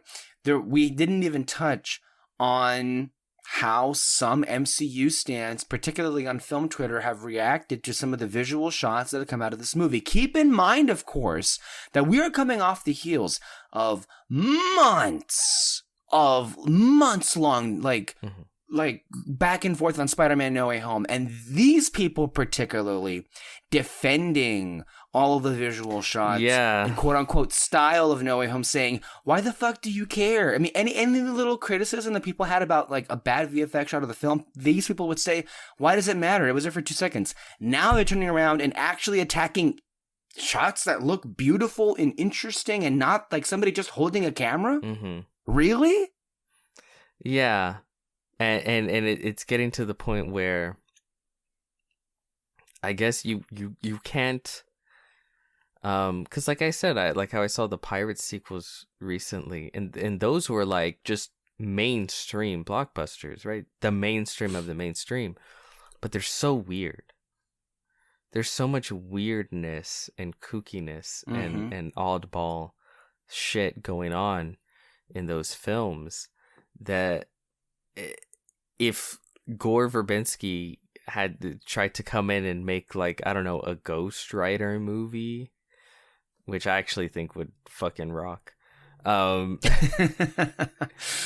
think he would get shit on the same way, where it's like, what the fuck is he doing? This doesn't gel with the MCU. And it's like, motherfucker, you've had like 30 films. Like, God forbid someone come in and just try to do something very different and just revitalize shit, keep it alive, keep it going. I mean, again, this comes off the heels of no. At one point, the No Way Home like stands, in particular the MCU stands, were saying cinematography doesn't matter. Remember that a few weeks back? I remember saying that. Where it's like, it's like, do you even like movies? I don't think you like movies. But this at that point, I think you just like Marvel comics. No, they don't even read the comics.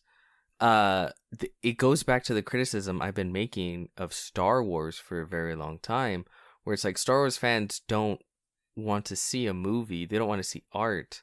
They want to read a Wikipedia article. Mm-hmm. That's what they want. And at this point, it feels like Marvel fans are the exact same. They don't want a film.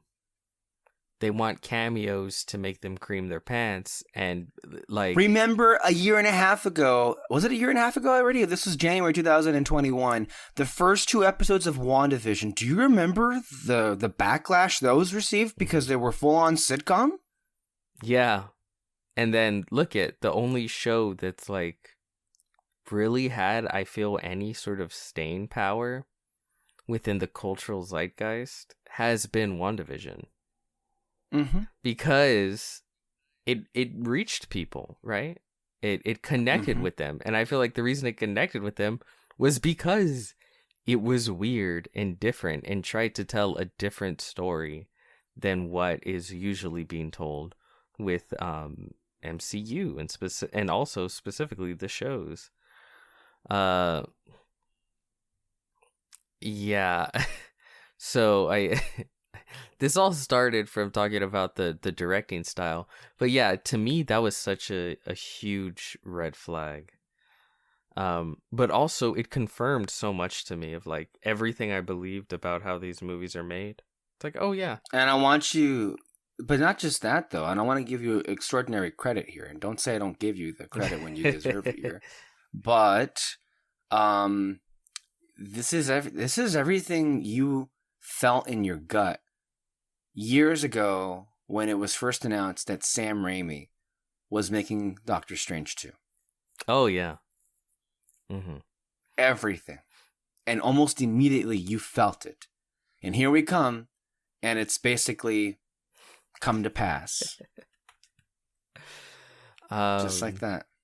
But what's funny is, despite that bullshit, because this film will obviously not be as... I have more quotes, by the way, if you want to get to those.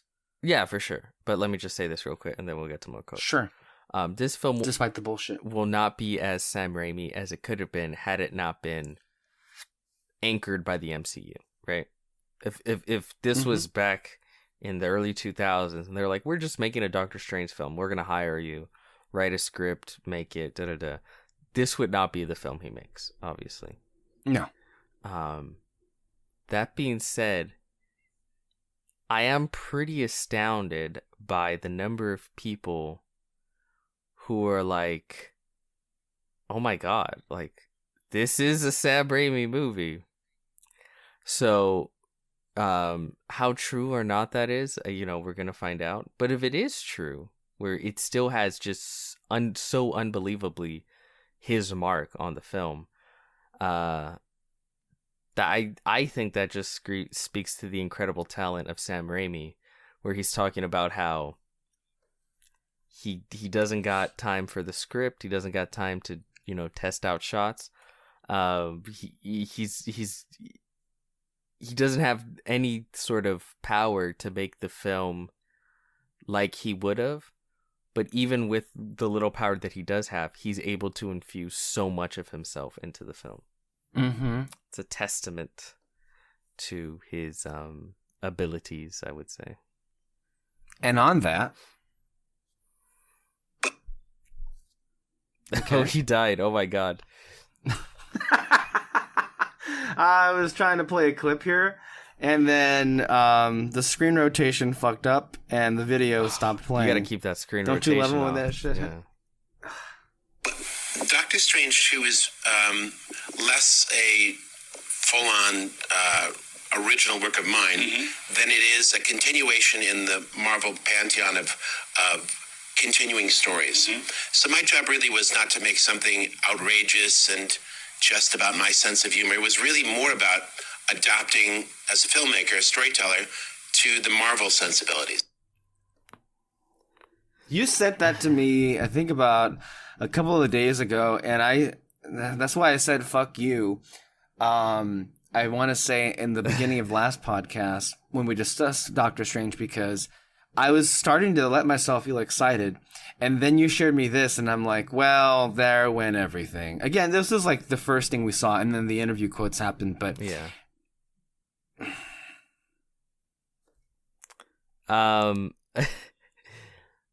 When I heard that the first time, I did a Darth Vader, no!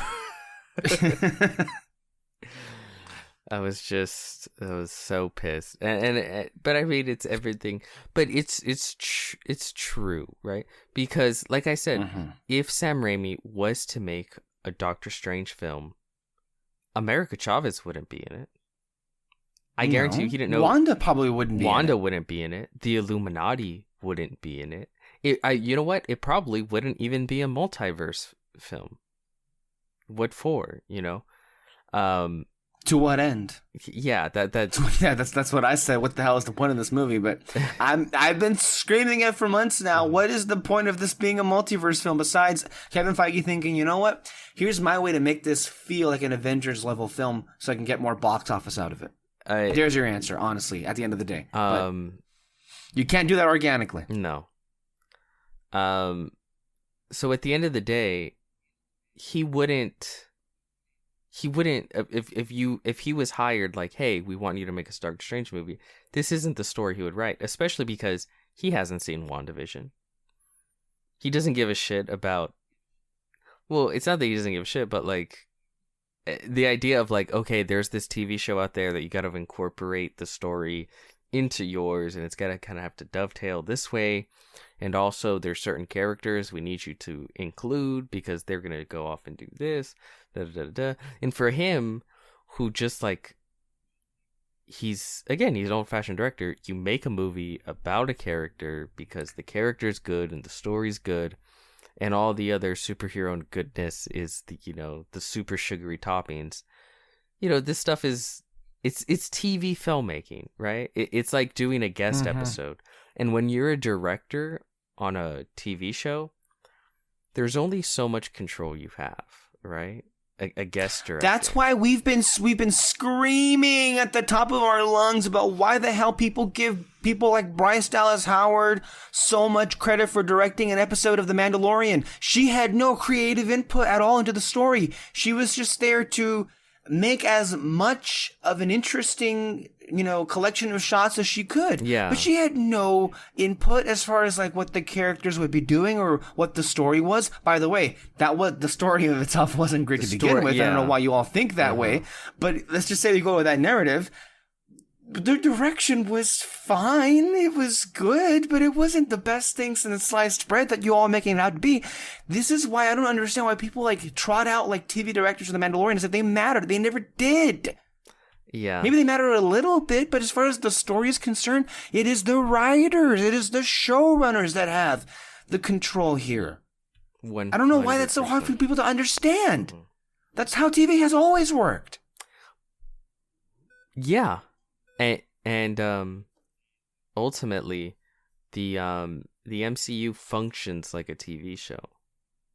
Yeah. That's the secret to their success, because guess what? TV shows last a lot longer than movie series because they have many, many seasons with many, many episodes and da-da-da-da-da. So they just expanded that to movies and voila, you got the MCU. But that's why you will never have the same creative freedom making an MCU film as you would like what Matt Reeves got with the Batman. I feel like the only stipulation Matt Reeves had when it came to his Batman film was it's got to be PG-13. Like, that was it, probably. Like, the story, that was all him. The story he wanted to tell, how Batman looked, that was all him.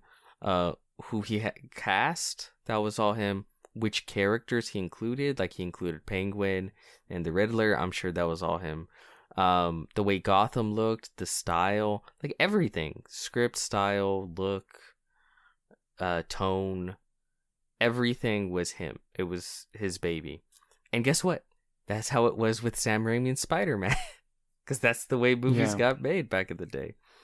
And here, again, you have directors that have something pretty close to that.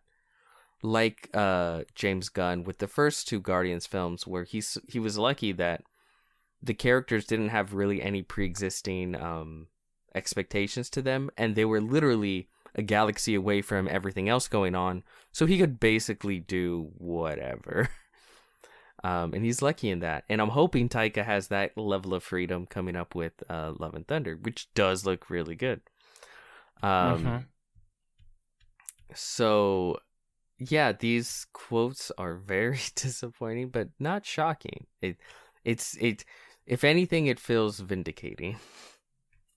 No, yeah, and I'm happy that Raimi is just telling it like it is right there. And then going on, among other things, Raimi notes that the film's tight timetable meant he was sometimes forced to settle for less ambitious shots than he might normally have gone with. He says, "What I should be doing with every shot and every moment, thinking, what's the best technique? Not simply, we've got to make the schedule, put it on a crane. I know I can work from there. It may not be the absolute best choice, but we've got to keep momentum going for this unit. Because I've got to get off this stage by 5 o'clock today. They're going to tear it down." What are they going to tear down? They don't build sets. Oh, wait, maybe this movie did have some sets. Who knows? They got to tear it down to make way for... the Black Panther shoot, and then Ant-Man and the Wasp 3, and every other, maybe even a Star Wars movie thrown in there. And that's the thing. Go ahead, please. No. No, I was gonna. Okay, here's Raimi talking about the creative freedom in the MCU style. Marvel allowed me complete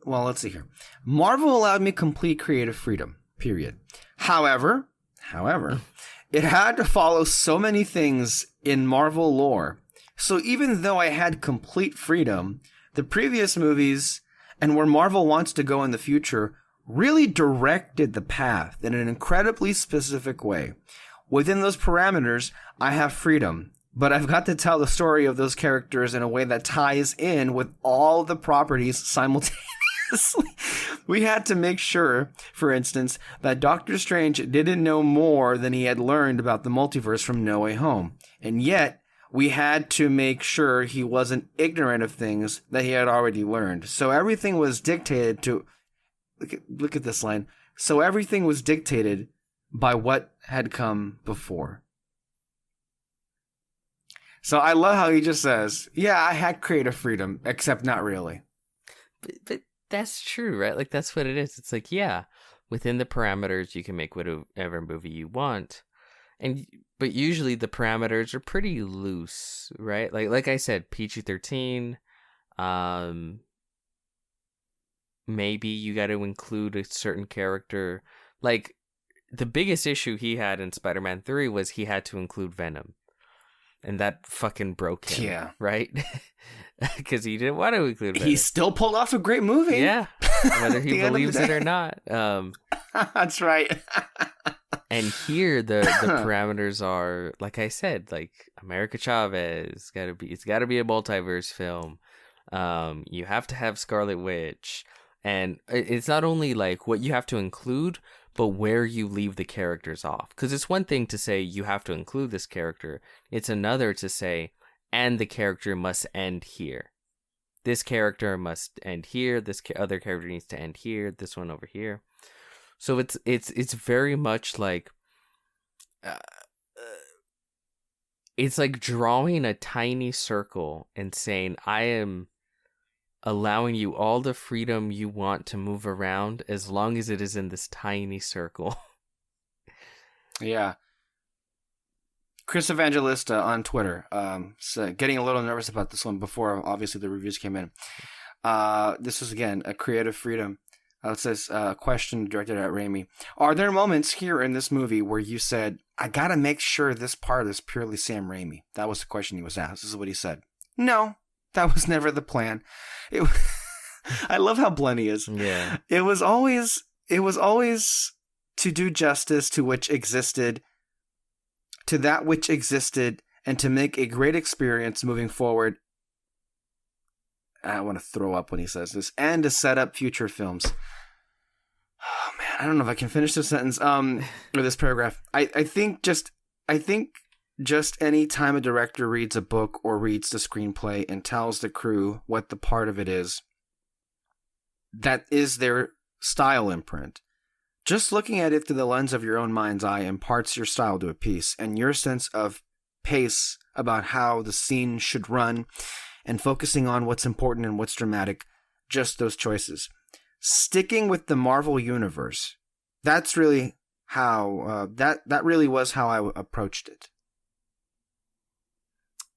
No, that was never the plan, to impart my style in this movie. It was just to, set up future films. Okay. Why would anyone want to watch a film that just functions to set up another film? Because then why not just see that other film that it serves to function to set up? When everything serves to set up something else, then it feels almost like you're chasing something that you'll never catch, right? Well, it just feels like an ad for Disney Plus, where their tagline is, the stories never have to end. Yeah, and guess what? If your story never ends, how can anything you make have a satisfying arc or conclusion? Well, that would imply that you bother to do an arc in the first place for a lot of your key characters. Yeah, that's true. Just make them likable, make them quippy. Throw in some fan That's service. all we can do.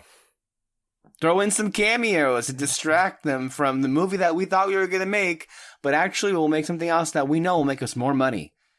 QED, No Way Home. All right. Some of the reactions that dropped. Again, I'll say, like, these reactions were notably interesting from the onset. And again, the first wave of reactions that come from a Marvel movie, particularly, I'm sorry, no disrespect to these people, but they're supposed to operate as hacks and shills. Yes. Their job is to say nice things for a Marvel movie. That's why they're invited here in the first place. And make no mistake, they're handpicked because the studio knows they will be favorable to whatever the outcome of the quality is. Everybody knows that. Okay? All right. So, first reaction from Perry Nemiroff, who... I love the woman, but sometimes she's off her rocker on some things. This is her first reaction. Look, Marvel made a horror movie. It's weird, scary, and earns the title. If you were at all concerned this movie wouldn't feel Sam Raimi enough, fear not. I can't imagine a more Sam Raimi MCU film. That was what she said. But then immediately there came in a lot of reactions that kind of negated that, or at least the enthusiasm. Brandon Katz. I didn't love Multiverse of Madness. There's interesting thematic ideas, moral superiority, isolation, but they're undone by a mad sprint from one set piece to the other and muddled character arcs. Could have used a bit more actual multiverse exploration. Still, Wong's MVP, and this is pretty shocking. 6.5 out of 10. Yeah, this is where we start. Adam Lane Garcia. More like Doctor Strange and the couple of universes of madness that actively ignore Wanda's arc in WandaVision. It's aggressively fine. Matt Neglia.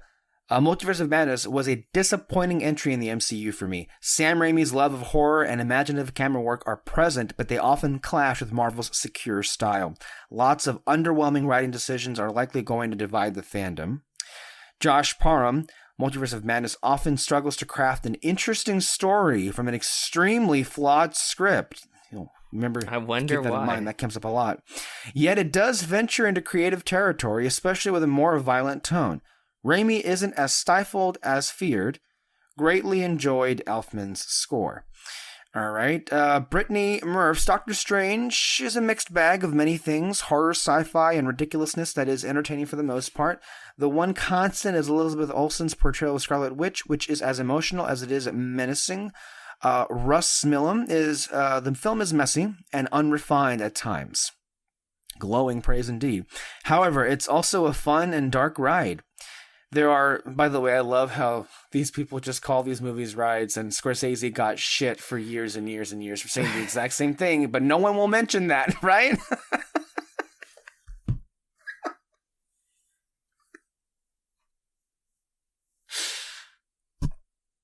Wow. Anyway, there are things in this movie that I genuinely can't believe are real in the best way possible. Anywho, Brandon Norwood, Multiverse of Madness is standard Marvel fare. It feels so good to be back. No, it feels so good to see a big budget Raimi film back. But ultimately, it's weightless. Ooh. All right. Next, we've got Jermaine Lussier. He's a great example of a show. Doctor Strange and Multiverse of Madness is the weirdest, grossest Marvel movie yet. It's wildly disjointed, partially on purpose, so it doesn't always work, but the horror, and especially Wanda, work incredibly well. Plus, wow, what huge surprises. Okay. Nicole Ackman, while Phase 4 has been my favorite of the MCU... Really? Well, Phase 4 has been okay. I was let down by Multiverse of Madness. Cumberbatch and Olsen are both great, but Wanda's character arc doesn't make much sense and left me feeling like Marvel hasn't actually fixed their female character problem. That's going to come up a lot. Lauren Magna, I'm very excited. I'm very mixed on Multiverse of Madness. Raimi's voice is felt at times, but then swallowed up by the MCU juggernaut. The horror elements are strong with performances that make the film fun. Olsen has never been better and goes full monster, but her arc is problematic. A Simon Thompson movie is a spectacle. Maybe women are just crazy bitches, okay? I'm going to sidestep that. The film is a spectacle, but this mid-table Marvel is a mixed bag. That's another word that keeps coming up here, mixed. Kicking off summer season, the sequel delivers rich visuals. Okay... Grace Randolph, old reliable. She hated it. Or is she she? hated it. Peep. Well, I mean, this is her reaction where Peep's going to be heavily divided on this one. She had her review. She got a lot of interesting things to say. I appreciate that she's making more of an effort these days to directly criticize Feige, but I will note that she critiques him last, and she goes out of her way to attack Sam Raimi first, and then Mike Waldron for the film. And ultimately, she feels the mistake was not Marvel holding Raimi back, but hiring him in the first place. And I just can't fathom that whatsoever. But okay, that's ultimately how she felt. All right. There was so much more. Adam Garcia. It's weird how small in scale the film feels despite being about the multiverse compared to everything everywhere all at once, which made an office building and a laundromat feel infinite. They really, again, this is Kevin Feige. They really fucked themselves calling it the Multiverse of Madness. It shouldn't have been called that. I feel like half the issues people have with this film, again, I don't know, I haven't seen it, but just from the way the reviews come off, ties directly to the title. They heard the phrase Multiverse of Madness, and they wanted that, and the film does not live up to that title, right? And I guess you can say that's a failure on the film, but personally, I always hated that title, and I hated the idea of that film. So again, these criticisms are so difficult to decipher. But go ahead. They are. They always have been. I mean, look no further than Eternals to see how difficult, or even No Way Home. Like every time there's a Marvel movie and their reactions, we're so. I mean, I thought we were good on like how to decipher them. I don't know, man. It's hard. Again, Adam Garcia says they never take any risks exploring the multiverse, using the alternate worlds to have their cake and eat it too. That's what I mean, though. Again, it ties. It goes right back to the title where they're like, "We were promised the multiverse." Okay, but like you're reviewing the film you got, not what the title implied, right? Also, I cannot underline this enough. I do not understand how the Wanda we left in WandaVision is the same character in this film. That is another one of these things that keeps coming off. See, from these reactions. I'm half and half on that, though, right? Because I'm not sure about that. Yeah, because on one hand, it's like, okay, if the MCU does sell itself as one big story, and if like you're following each story and each character. And, WandaVision left off here, and then now, maybe she left off at like a 3, and now she pops up at like a fucking 11 in this film. It's like, what the fuck? Sure, okay. But if you're someone that just watches movies, I kind of have to believe it doesn't matter, right? Mm-hmm. Because a lot of people didn't see WandaVision. A lot of people, maybe if you just go see, like, I'm going to go see, what's Doctor Strange? I'm going to go see Doctor Strange. Okay. Maybe, like, how do I put this? If you just go and see the movie, because, this is crazy, but it's true. Movies are kind of supposed to stand on their own. And you just kind of view Wanda as this sort of tragic spoiler villain. Does it matter that it doesn't line up perfectly with everything else? I guess that ultimately, again, it depends on your point of view. I've seen some clips. She does go full evil. I loved it from what I saw. But I'm not sure why that's surprising. The film hasn't really made that secret in the marketing. It's been pretty overt. I don't see how that would be shocking. Yeah, I don't. What's funny is even Wanda stands, like the hardcore Wanda fans, even like long before the film was reviewed like this or came out, there's all kinds of memes and shit about like, oh yeah, me supporting Wanda as she fucking destroys the multiverse, and shit like that, just jokes and memes like that. So it's like I feel like people knew what this was. I don't know. I guess I just hope this is all not rooted in her like viciously killing people, because if that's where all 100% of this like is coming from, mm-hmm. But I think. But I fuck you. If that's what this is, I mean, come on. This is why I'm like, if the film made an actual decision to let a character like Wanda fall so far from grace where she's actually killing people viciously, that's something Marvel hasn't given us before. Thank you for giving us that. And then you come on the other end of it and attack them for doing that? The thing is, they kind of have. These same fuckers were cheering on Loki in the Loki TV show. He killed hundreds of people in Avengers. He viciously... That's true. I think the difference with him is, though, he killed all those people, sure, but did he kill every single last one of them personally? Viciously did he kill them? Remember when he sadistic? That was fucking sadistic. I'm sorry. It was, yeah. It was, yeah. And yeah, he did kill them personally. He brought through a fucking army in He's space.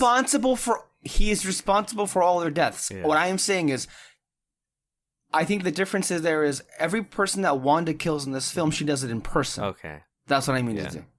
I'm not saying that Loki wasn't responsible for the deaths of all those people. That's not what I was saying at all. Let me play this clip here. I don't know what this says. It'll be a surprise for us both. Oh, okay. We're just throwing random clips. The real issues here are... Oh, it's Grace. What? It's Grace, yeah. That the movie is really Kevin Feige and the burden of huge expectations. Sam Raimi being a very poor choice to direct, turns out, and that WandaVision is completely undermined. That was perhaps the most shocking to me of all. And if you... Anyway, that basically goes to what you were saying, and she had some hilarious quotes with Sam Raimi saying, "Do not invite this man back." God damn. His humor is too silly, and his ideas of sentimentality too hokey for today's audiences. And she claims that the audience repeatedly laughed at some key moments. I think she interpreted it as like them laughing at it in a bad way, but a lot of Raimi's stuff is laughing at it in a good way. I don't know what happened there, but that's what I'm choosing to believe at the moment until I see otherwise. Okay. That's the thing. There's some reviews, and I'm sure, I don't know if you have more, but I have more right here that actually goes in the opposite direction. Yeah. Matt Goldberg. I went into Doctor Strange with low expectations. I was expecting a cameo parade, but was pleasantly surprised. Raimi gets to do his thing, and Strange has a good arc. It's not perfect, but it's the most fun I've had with a Marvel movie since Endgame.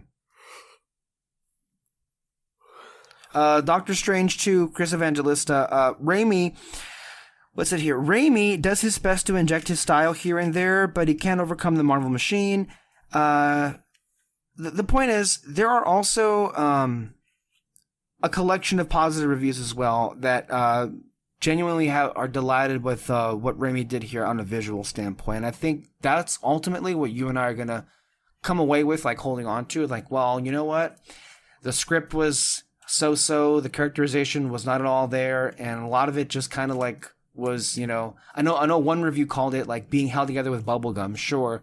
But at the end of the day, probably just by the trailers alone, the most interesting looking Marvel film in a millennium. Well, yeah, and again, I've seen a couple of clips, and the leaked shit, illegal shit, and what I've seen, I actually really did like. There was this wonderful moment with Wanda crawling out of something that was pretty fucking great. So you see, I saw that, I was like, ooh, me like. So and that kind of, this is how I am predicting, in a positive way, it might turn out for me when it comes to this film. Not in exactly the same way, but I feel like it may have a certain level of kinship with Aquaman, which Aquaman is terrible script, bloated all over the place, bad dialogue, just on any sort of metric that I would usually review films, shitty all around. But it's so fun, and the shittiness kind of adds to the fun, and it really is just this great visual storyteller director just going balls to the wall and having a lot of fun with James Wan, you know. Like I said, by the third or fourth explosion to end a quiet scene, I was just like, you know what? This is so much fun, right? And the action scenes are fun, and it's over the top, and it's silly, and it's like, okay, I can have yes, in a traditional sense, a lot of this stuff is shit, and that's why it didn't get the best reviews. If you go back and you look at the reviews for Aquaman. Oh no, it didn't. Yeah. No, but it made $1 billion still. But it made $1 billion, and it spoke to a certain type of just fun I like to have with these kinds of films. I feel, not in the exact same way, I feel like if Doctor Strange in the Multiverse of Madness ends up on the better half of what I'm expecting, it'll be something like that, where it's like, this is clunky, it's messy. It's McClunky. It's McClunky. It doesn't always work, but it's a really awesome visual director coming in and just going balls to the wall for a modern blockbuster for 2 hours, right? And if it's that, I can walk away very happy. it would probably be the most fun I've had in a Marvel film in a very long time. Well, that's not a high bar to pass. It's not, because even as much as I liked No Way Home, the best thing about that film was that it finally started to act like a Spider-Man film. And the apartment fight between Peter Parker and the Green Goblin. Those are like the best things. But like even the action, like the third act is like whatever. It's enjoyable, but it's not like, oh my god, this is so much fun. You know, the fun level isn't really there. I don't remember it. Yeah, and then I felt the same way with like Shang-Chi. I felt the same way with Black Widow. I felt the same way with, I can't remember. Far From Home. Oh yeah, Captain Marvel. Far From Home, Captain Marvel. Ant-Man and the Wasp, Black Panther. Yeah. There's been so many of them now that are just like, well, this isn't all that fun anymore. Yeah. If Sam Raimi can inject that level of fun that I feel has been missing for a long time, and I'm just having a ball for 2 hours, even if it's kind of a big fucking mess, to me that's a win. I see that as a win. I see it as an absolute win. Yeah. Well, we're gonna see it pretty soon. I wonder how we're gonna come back next week and see how we feel about it. Anyway, before we go, we have to get to some movie reviews. Have you seen this Madison Cawthorn video? Which one? Is this another one? Yeah. God, what is it with that guy? Did he get? It's because he exposed the Republicans in Washington for their cocaine and sex orgies, and now they're just out to destroy him. Well, that's one thing, but it's also another thing to be whoring around. What else happened that was released? I'm looking there at was this the cross-dressing thing. Yeah. It looks like he is naked in a bed, humping another individual, naked, who may in fact be his cousin.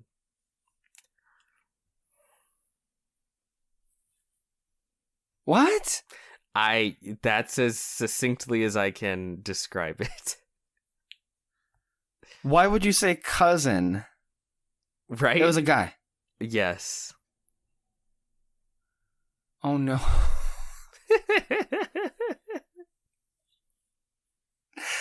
The Republican leadership is out to assassinate him at this. Politically assassinate him. See, if a Democrat said this, they would just get a shot in the back of the head by the Clinton cleaner, as they call them.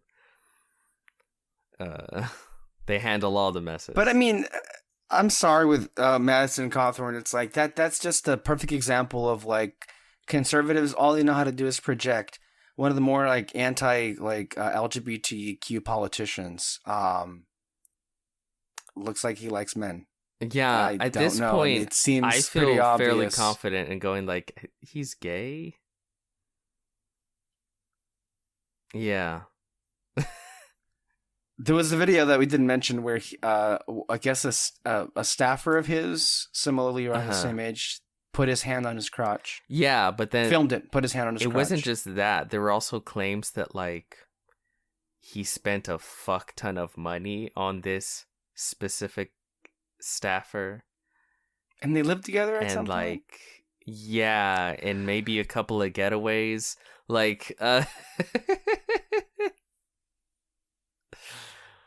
man, he's got to take lessons from Lindsey Graham on how to hide it better. Well, it's because Lindsay's from an old generation. They didn't have the technology, I guess, to hide it the way, you know. And then with Madison, I would feel sympathy if it weren't for the fact that he was, kind of a Nazi Hitler Youth sympathizer. So yeah, no, he's a Nazi basically. I mean, at least that's what he projects to be. Mm-hmm. To the base, but it's so weird, right? Because it's like someone's a piece of shit, and they're having a downfall, and it's like, well, that's good, but it's like, but the reason they're having a downfall is because they're gay, and it's like, and well, no one should have to go through that. It's weird to celebrate a downfall when it's because of something that shouldn't cause a downfall. You know what I mean? Mm-hmm. But then the downfall of a shitty person, it's kind of karma, where it's like you're pretty anti-LGBT, and then your G is getting you the boot. It's mixed feelings all around. Yeah, and then at the other side, the other side of the aisle has no qualms about openly celebrating an insurrection and or killing 1 million people through misinformation and a pandemic. Yeah, as a recording of this podcast, 1 million people have died through the COVID-19 pandemic, which, by the way, I want to remind people is still not over yet. I'm sorry about that, everyone. I had to step away for a second. My manager just called. The check's cleared. The Marvel one specifically. I'd like to retract a lot of negative things I just said about the MCU and Kevin Feige and the Disney company as a whole. I think every film released by the MCU has been absolutely phenomenal. I cried like a baby during No Way Home. And I think that Doctor Strange will be the greatest MCU film until the MCU film after that. And deserves $1 billion. I will watch it 5 times. Oh, did you look up the video? I can't believe what I'm watching. He literally, oh my god, Grandpa Soto over here literally brought out the glasses because he needed to zoom in on that shit. I can't. I'm always wearing glasses. Everybody knows that.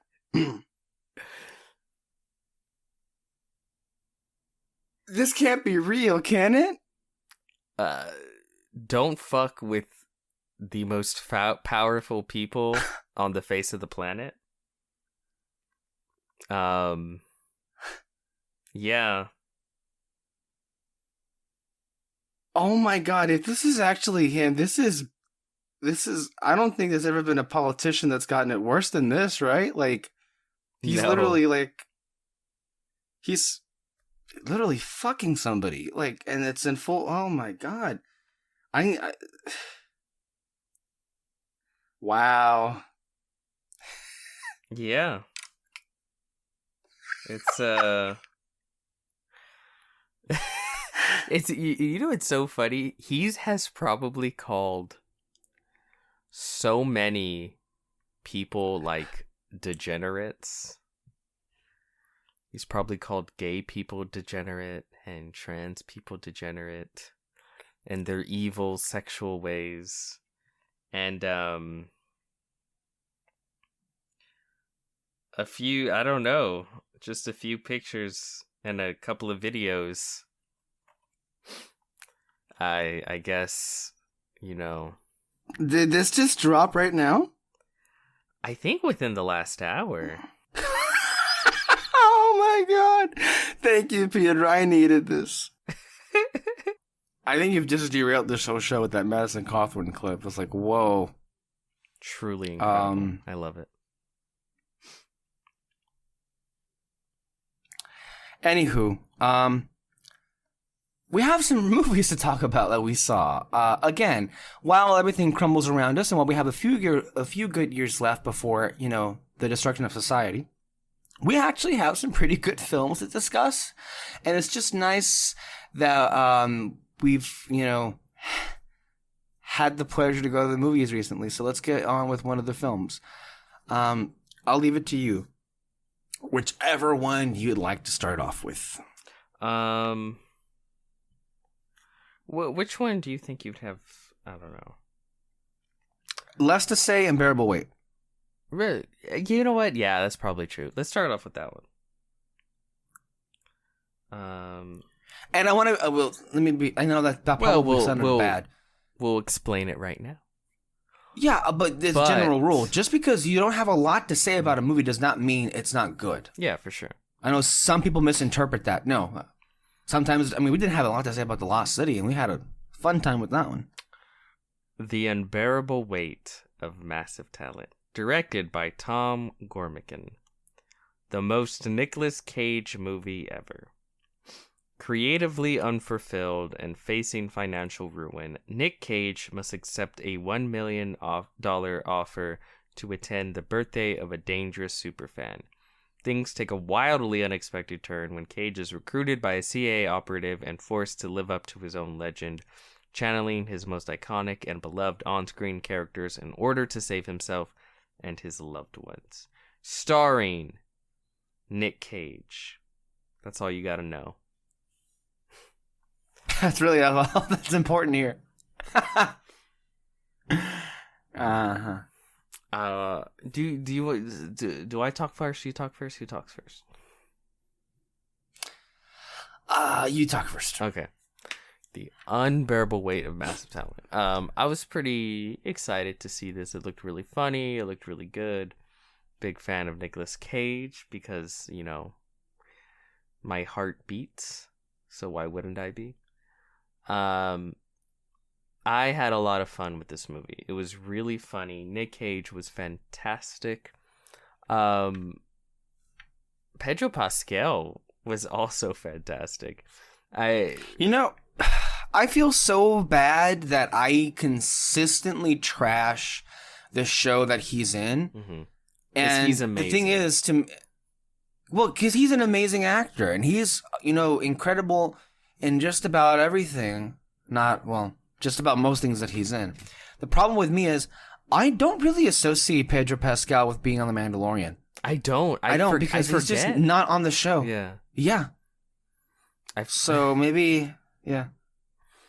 But no, I mean, in a movie that's supposed to be a celebration of everything Nick Cage, Pedro Pascal almost steals the show, which tells you everything with how fantastic he is.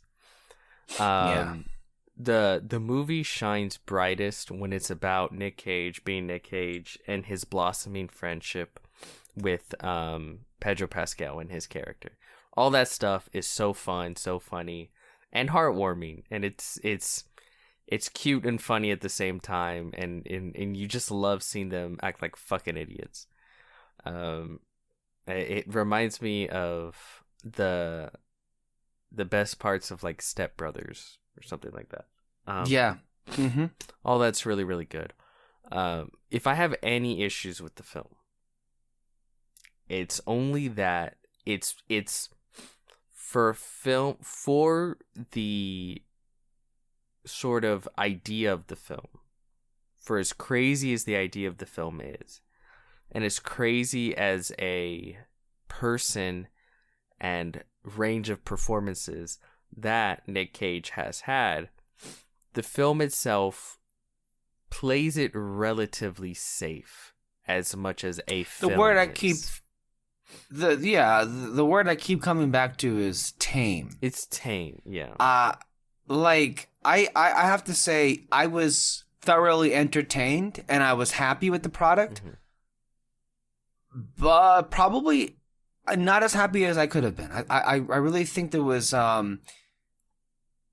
it felt at times it was holding itself back. Yeah, considering the premise, it could have gone a lot farther. It plays it a little bit too much like a conventional comedy.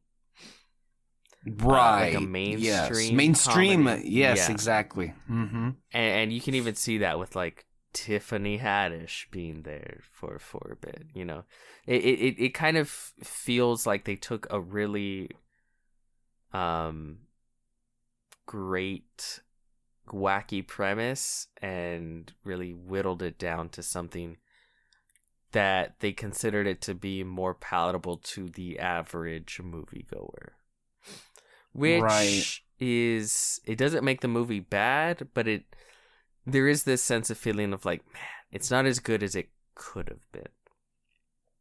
Right. Like you have whittled down, watered down effect. Yeah. That's what it feels like. Mm-hmm.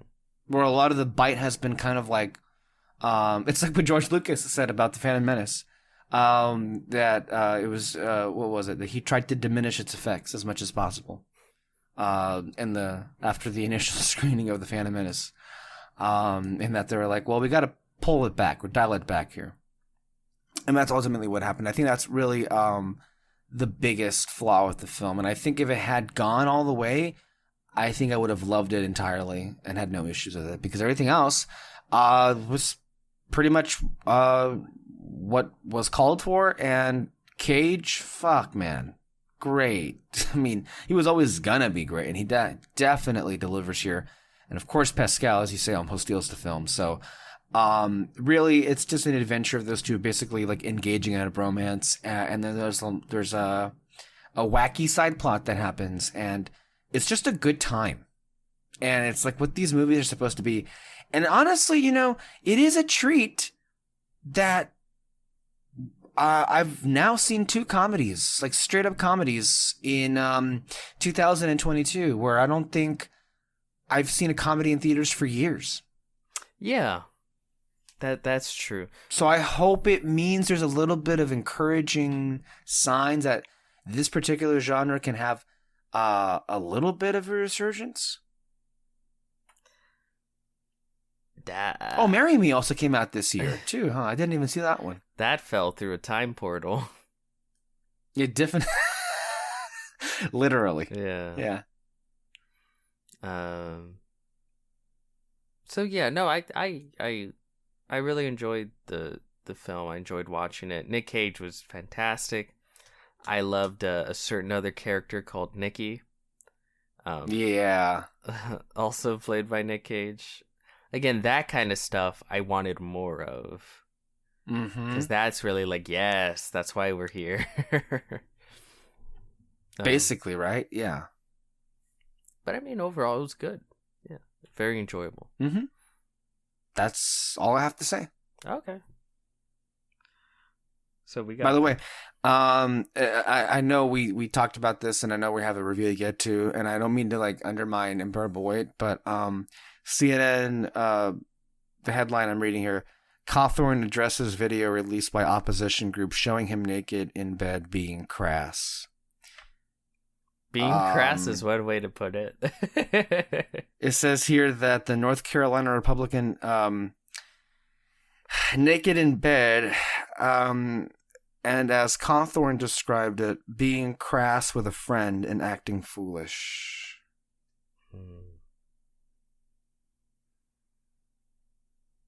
See, we were acting foolish and joking. That's it.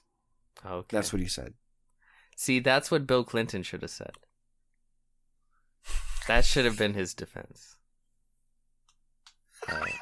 Remember when this could, like, there was a time when this would end a career in politics? Yeah, no, people's careers in politics used to end for, like, civility reasons. Yeah. Yeah. Well, what ended,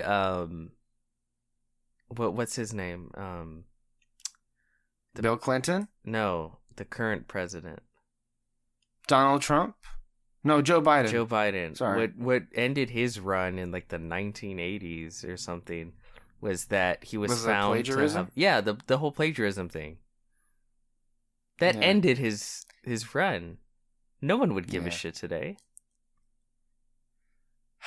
Man, I have such words I want to say with that generation. That's so stupid. Yeah. Anyway. C'est la vie. So, yeah, anyway. Next movie. The Northman. Directed by... Speaking of naked men. Oh, yeah.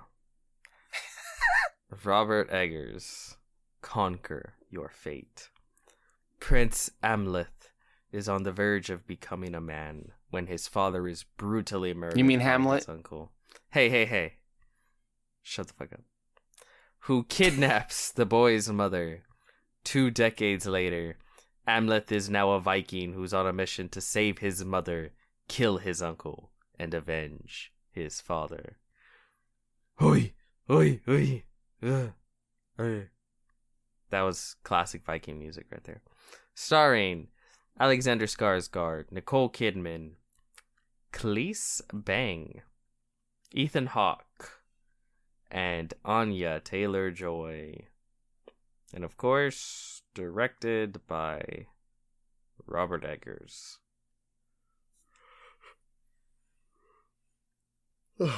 Well, what's interesting, first of all, Robert Eggers is one of the greatest directors working currently. He's fucking amazing. I love him so much. And I have adored his other two films. And what's great about him is because what I love about him is what I love about him is he does things that I love, which is I love history. And his films are all about tackling historical eras. And I love the mythology of those particular eras, right? And he loves to lean into the mythologies of those particular eras. So you will have a sort of historically accurate film that is also artistically off the wall, thanks to delving into the beliefs and myths and sort of, like I said, mythologies of that time period. He did that with The Witch.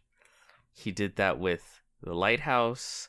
And now he does it here with The Northman. I adored The Witch. I super adored The Lighthouse. And now we have The Northman, which is interesting because you did not care for The Witch. Well, I don't know if you saw it. But you certainly didn't care for The Lighthouse. So, I ask of thee, how did you feel about The Northman? I thought it was great. Oh. I actually enjoyed it a lot more than I thought I would. I mean, to me, the trailers made it... I just didn't want it to be like a standard, like, revenge fare, but whatever. I got past that immediately. No, I think it's just cool to see, like, a historically accurate depiction of the Vikings. To me, it kind of felt like a nice history lesson that I had that I hadn't gotten in a long time, but then also being thoroughly entertained as well. It very clearly felt the most mainstream like of I only seen two of his films, like you mentioned, now Northman and Lighthouse. Definitely felt more mainstream than The Lighthouse. Oh my god, so much more. So much more. But he still got in some auteur-like sequences in there that I think are just, all the proof in the pudding, right? That elevate, the film overall when you give a film character and you give a film style. And it kind of makes the delivering of the material that much more, filled with weight and fulfilling and everything. Yeah. Absolutely, that's the best word for it. And it was brutal. So much brutal, in fact, that the only thing I wasn't really so much thinking about like how I thought of it as a film, when it was over. I was more just like, fuck. I was just thinking, man, life sucks. We should be grateful. Yeah. I mean, the country is about to fall into a, right-wing authoritarian regime, which will ultimately result in new dark ages, obviously. Well, not dark ages, but a new dark period. But at the same time, it ain't that. What the fuck, man? Like, to me, and I would think it would have lingered, but it actually cut pretty quickly. There was a sequence of the Vikings are raiding a village, and I guess, like, literally, and no pun intended, you can just add it to the fire of things that happened here. But pretty harrowing to see them just, lit up like a house full of people and set it on fire, and then hearing their screams as they burn alive.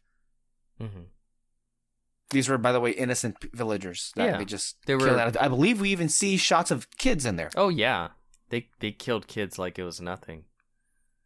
Yeah. And why were they raided? Because they could be. Yeah, they were weaker.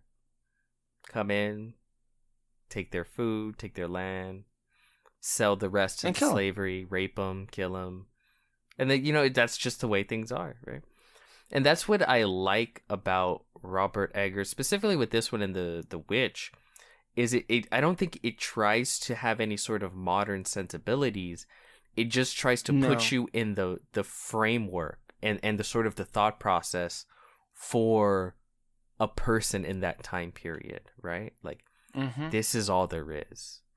You know, if you believe in Thor and Odin and Valhalla, you know, dying in the battlefield, that's kind of it, right? Like, that's the goal. That's what your whole life is like going toward. Yeah, right. Like, that's It's the like goal. you can't have no meaning in your life if you do not die on the battlefield, or if you live to be an old man. Yeah, it's almost shameful to grow old, and you know, I do feel there You is. hear that, Democrats? Do you hear that? Yeah, go die in Iraq or something. The wars that you created. But I do think there's a certain level of, on the surface, yeah, it's just another Hamlet. It's another, you know, Lion King. It's the Lion King. It's another revenge type story. But I do think there are layers to it that might not be apparent at first, but I do think stick with you and sort of illuminate the ideas that the film is going for. Sort of in the sense, like, this whole thing of, like, from a child, it's just, I will avenge you, father, I will save you, mother, I will kill you, Fjolnir. And this anger and hatred is what fuels him for all time, you know, his whole life. I think he even says at one point, he's like, I don't know what it's like to live. Once I've finished this task, I will learn whether living interests me at all. Great line. Yeah, that's really good. But then there's major spoilers, I would say, because I think it's the biggest spoiler in the film.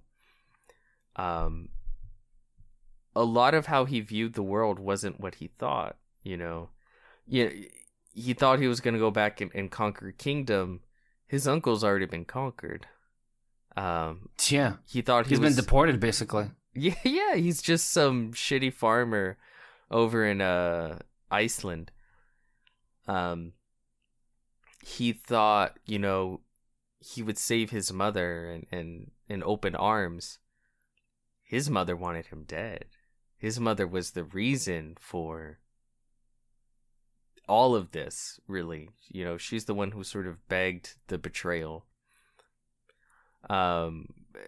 She never loved his father. In fact, she was a slave, you know, at one point. And the only reason she became queen is because she could bear him a son. And, you know, all those sort of reveals where it's like this idealized victory in his head or revenge in his head just wasn't possible.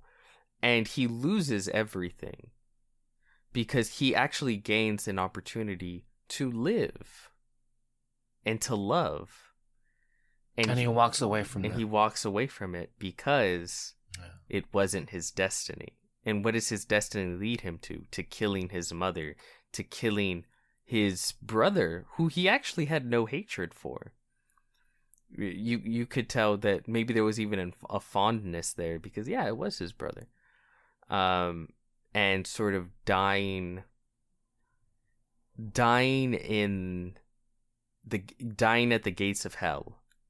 And as he's dying, viewing himself being ascended to Valhalla, right? And this is maybe a kind of like fucked up comparison, but it almost reminds me of like those anti-vax people who stick with me here. Stick with me. Who would just proudly brag and say how, like, you know, COVID isn't real, it's fake, it's bullshit, it's this, it's that. And then they just end up getting COVID and dying. Right. We just passed 1 million. Yeah. But it's sort of this it's like these ignorant beliefs. It's almost like a self-fulfilling prophecy. Like these ignorant beliefs tie them to their fate in a way. That's what happened with Amleth, right? He had an opportunity for something better, but he's so indoctrinated in this way and in this world, it's not better. You know, the ultimate accomplishment, the ultimate glory is what he did. You know, gaining that revenge and dying, and in his mind being ascended to Valhalla by the Valkyries themselves. And that was just what was believed back then. That's just the way life was. And I just love the way Eggers himself just sort of plainly shows you that without tipping the scale in any one way, saying like, well, he's obviously bad or he's obvious. No, there's no obvious anything. This is just the way of the world at this time. Yeah, that's the way it was. That's how people thought. Yeah. But overall, it was absolutely stunning, beautiful, great action. Oh, yeah. Very much a Robert Eggers film, but also very, very mainstream. It was a $90 million movie. It was a blockbuster. Let's be real. Yeah. Or it's what would be considered one. And yeah, it's the kind of... the mid-budget blockbuster. That's pretty crazy, though, that 90 million is considered mid-budget, right? Yeah. I don't know if I would consider it mid. What do you consider? What would you consider mid? Maybe like 50. I mean, if it's 50 million? 50, 60, okay. Maybe 70. I mean, what would you consider not mid? Anything under 100 million? Basically. I can see that too. Aren't most blockbusters at least like 150 to 250? Now, yeah. I guess that's true. But like if you compare it to any other movie made before 2010, like 90 million, like that's big. Like I'm trying to think of like what a similar film that was considered a blockbuster got, but like Gladiator. What was Gladiators at the time? Let me look it up. Well, I mean, I'm not sure how helpful that would be with inflation and everything. Like, what would the equivalent be of whatever budget it was to today's sensibilities? But it's almost like a useless question because, like, Gladiator was 103, so I guess it passes your threshold. Well, I mean, but just barely, right? But that really just speaks to how much movies have changed as far as how they're made. Braveheart was 53 million. Wow. Yeah. That's what I'm saying. Wow. Yeah. Oh well. But no, I don't have too much to say other than what I already said. It's definitely worth watching, definitely checking out. Mm-hmm. What also helps with the film too is it's such a classic tale. Like I said, I think there is like underlying intricacies and themes and layers to it that you can see there if you seek them out. But it is ultimately a very classic tale told in a very beautiful and artistic way. So, yeah. All right, well, thank you all for tuning in, and we will see you next week for the Multiverse of Madness, where we are all waited with bated breath to see how we are going to respond to it.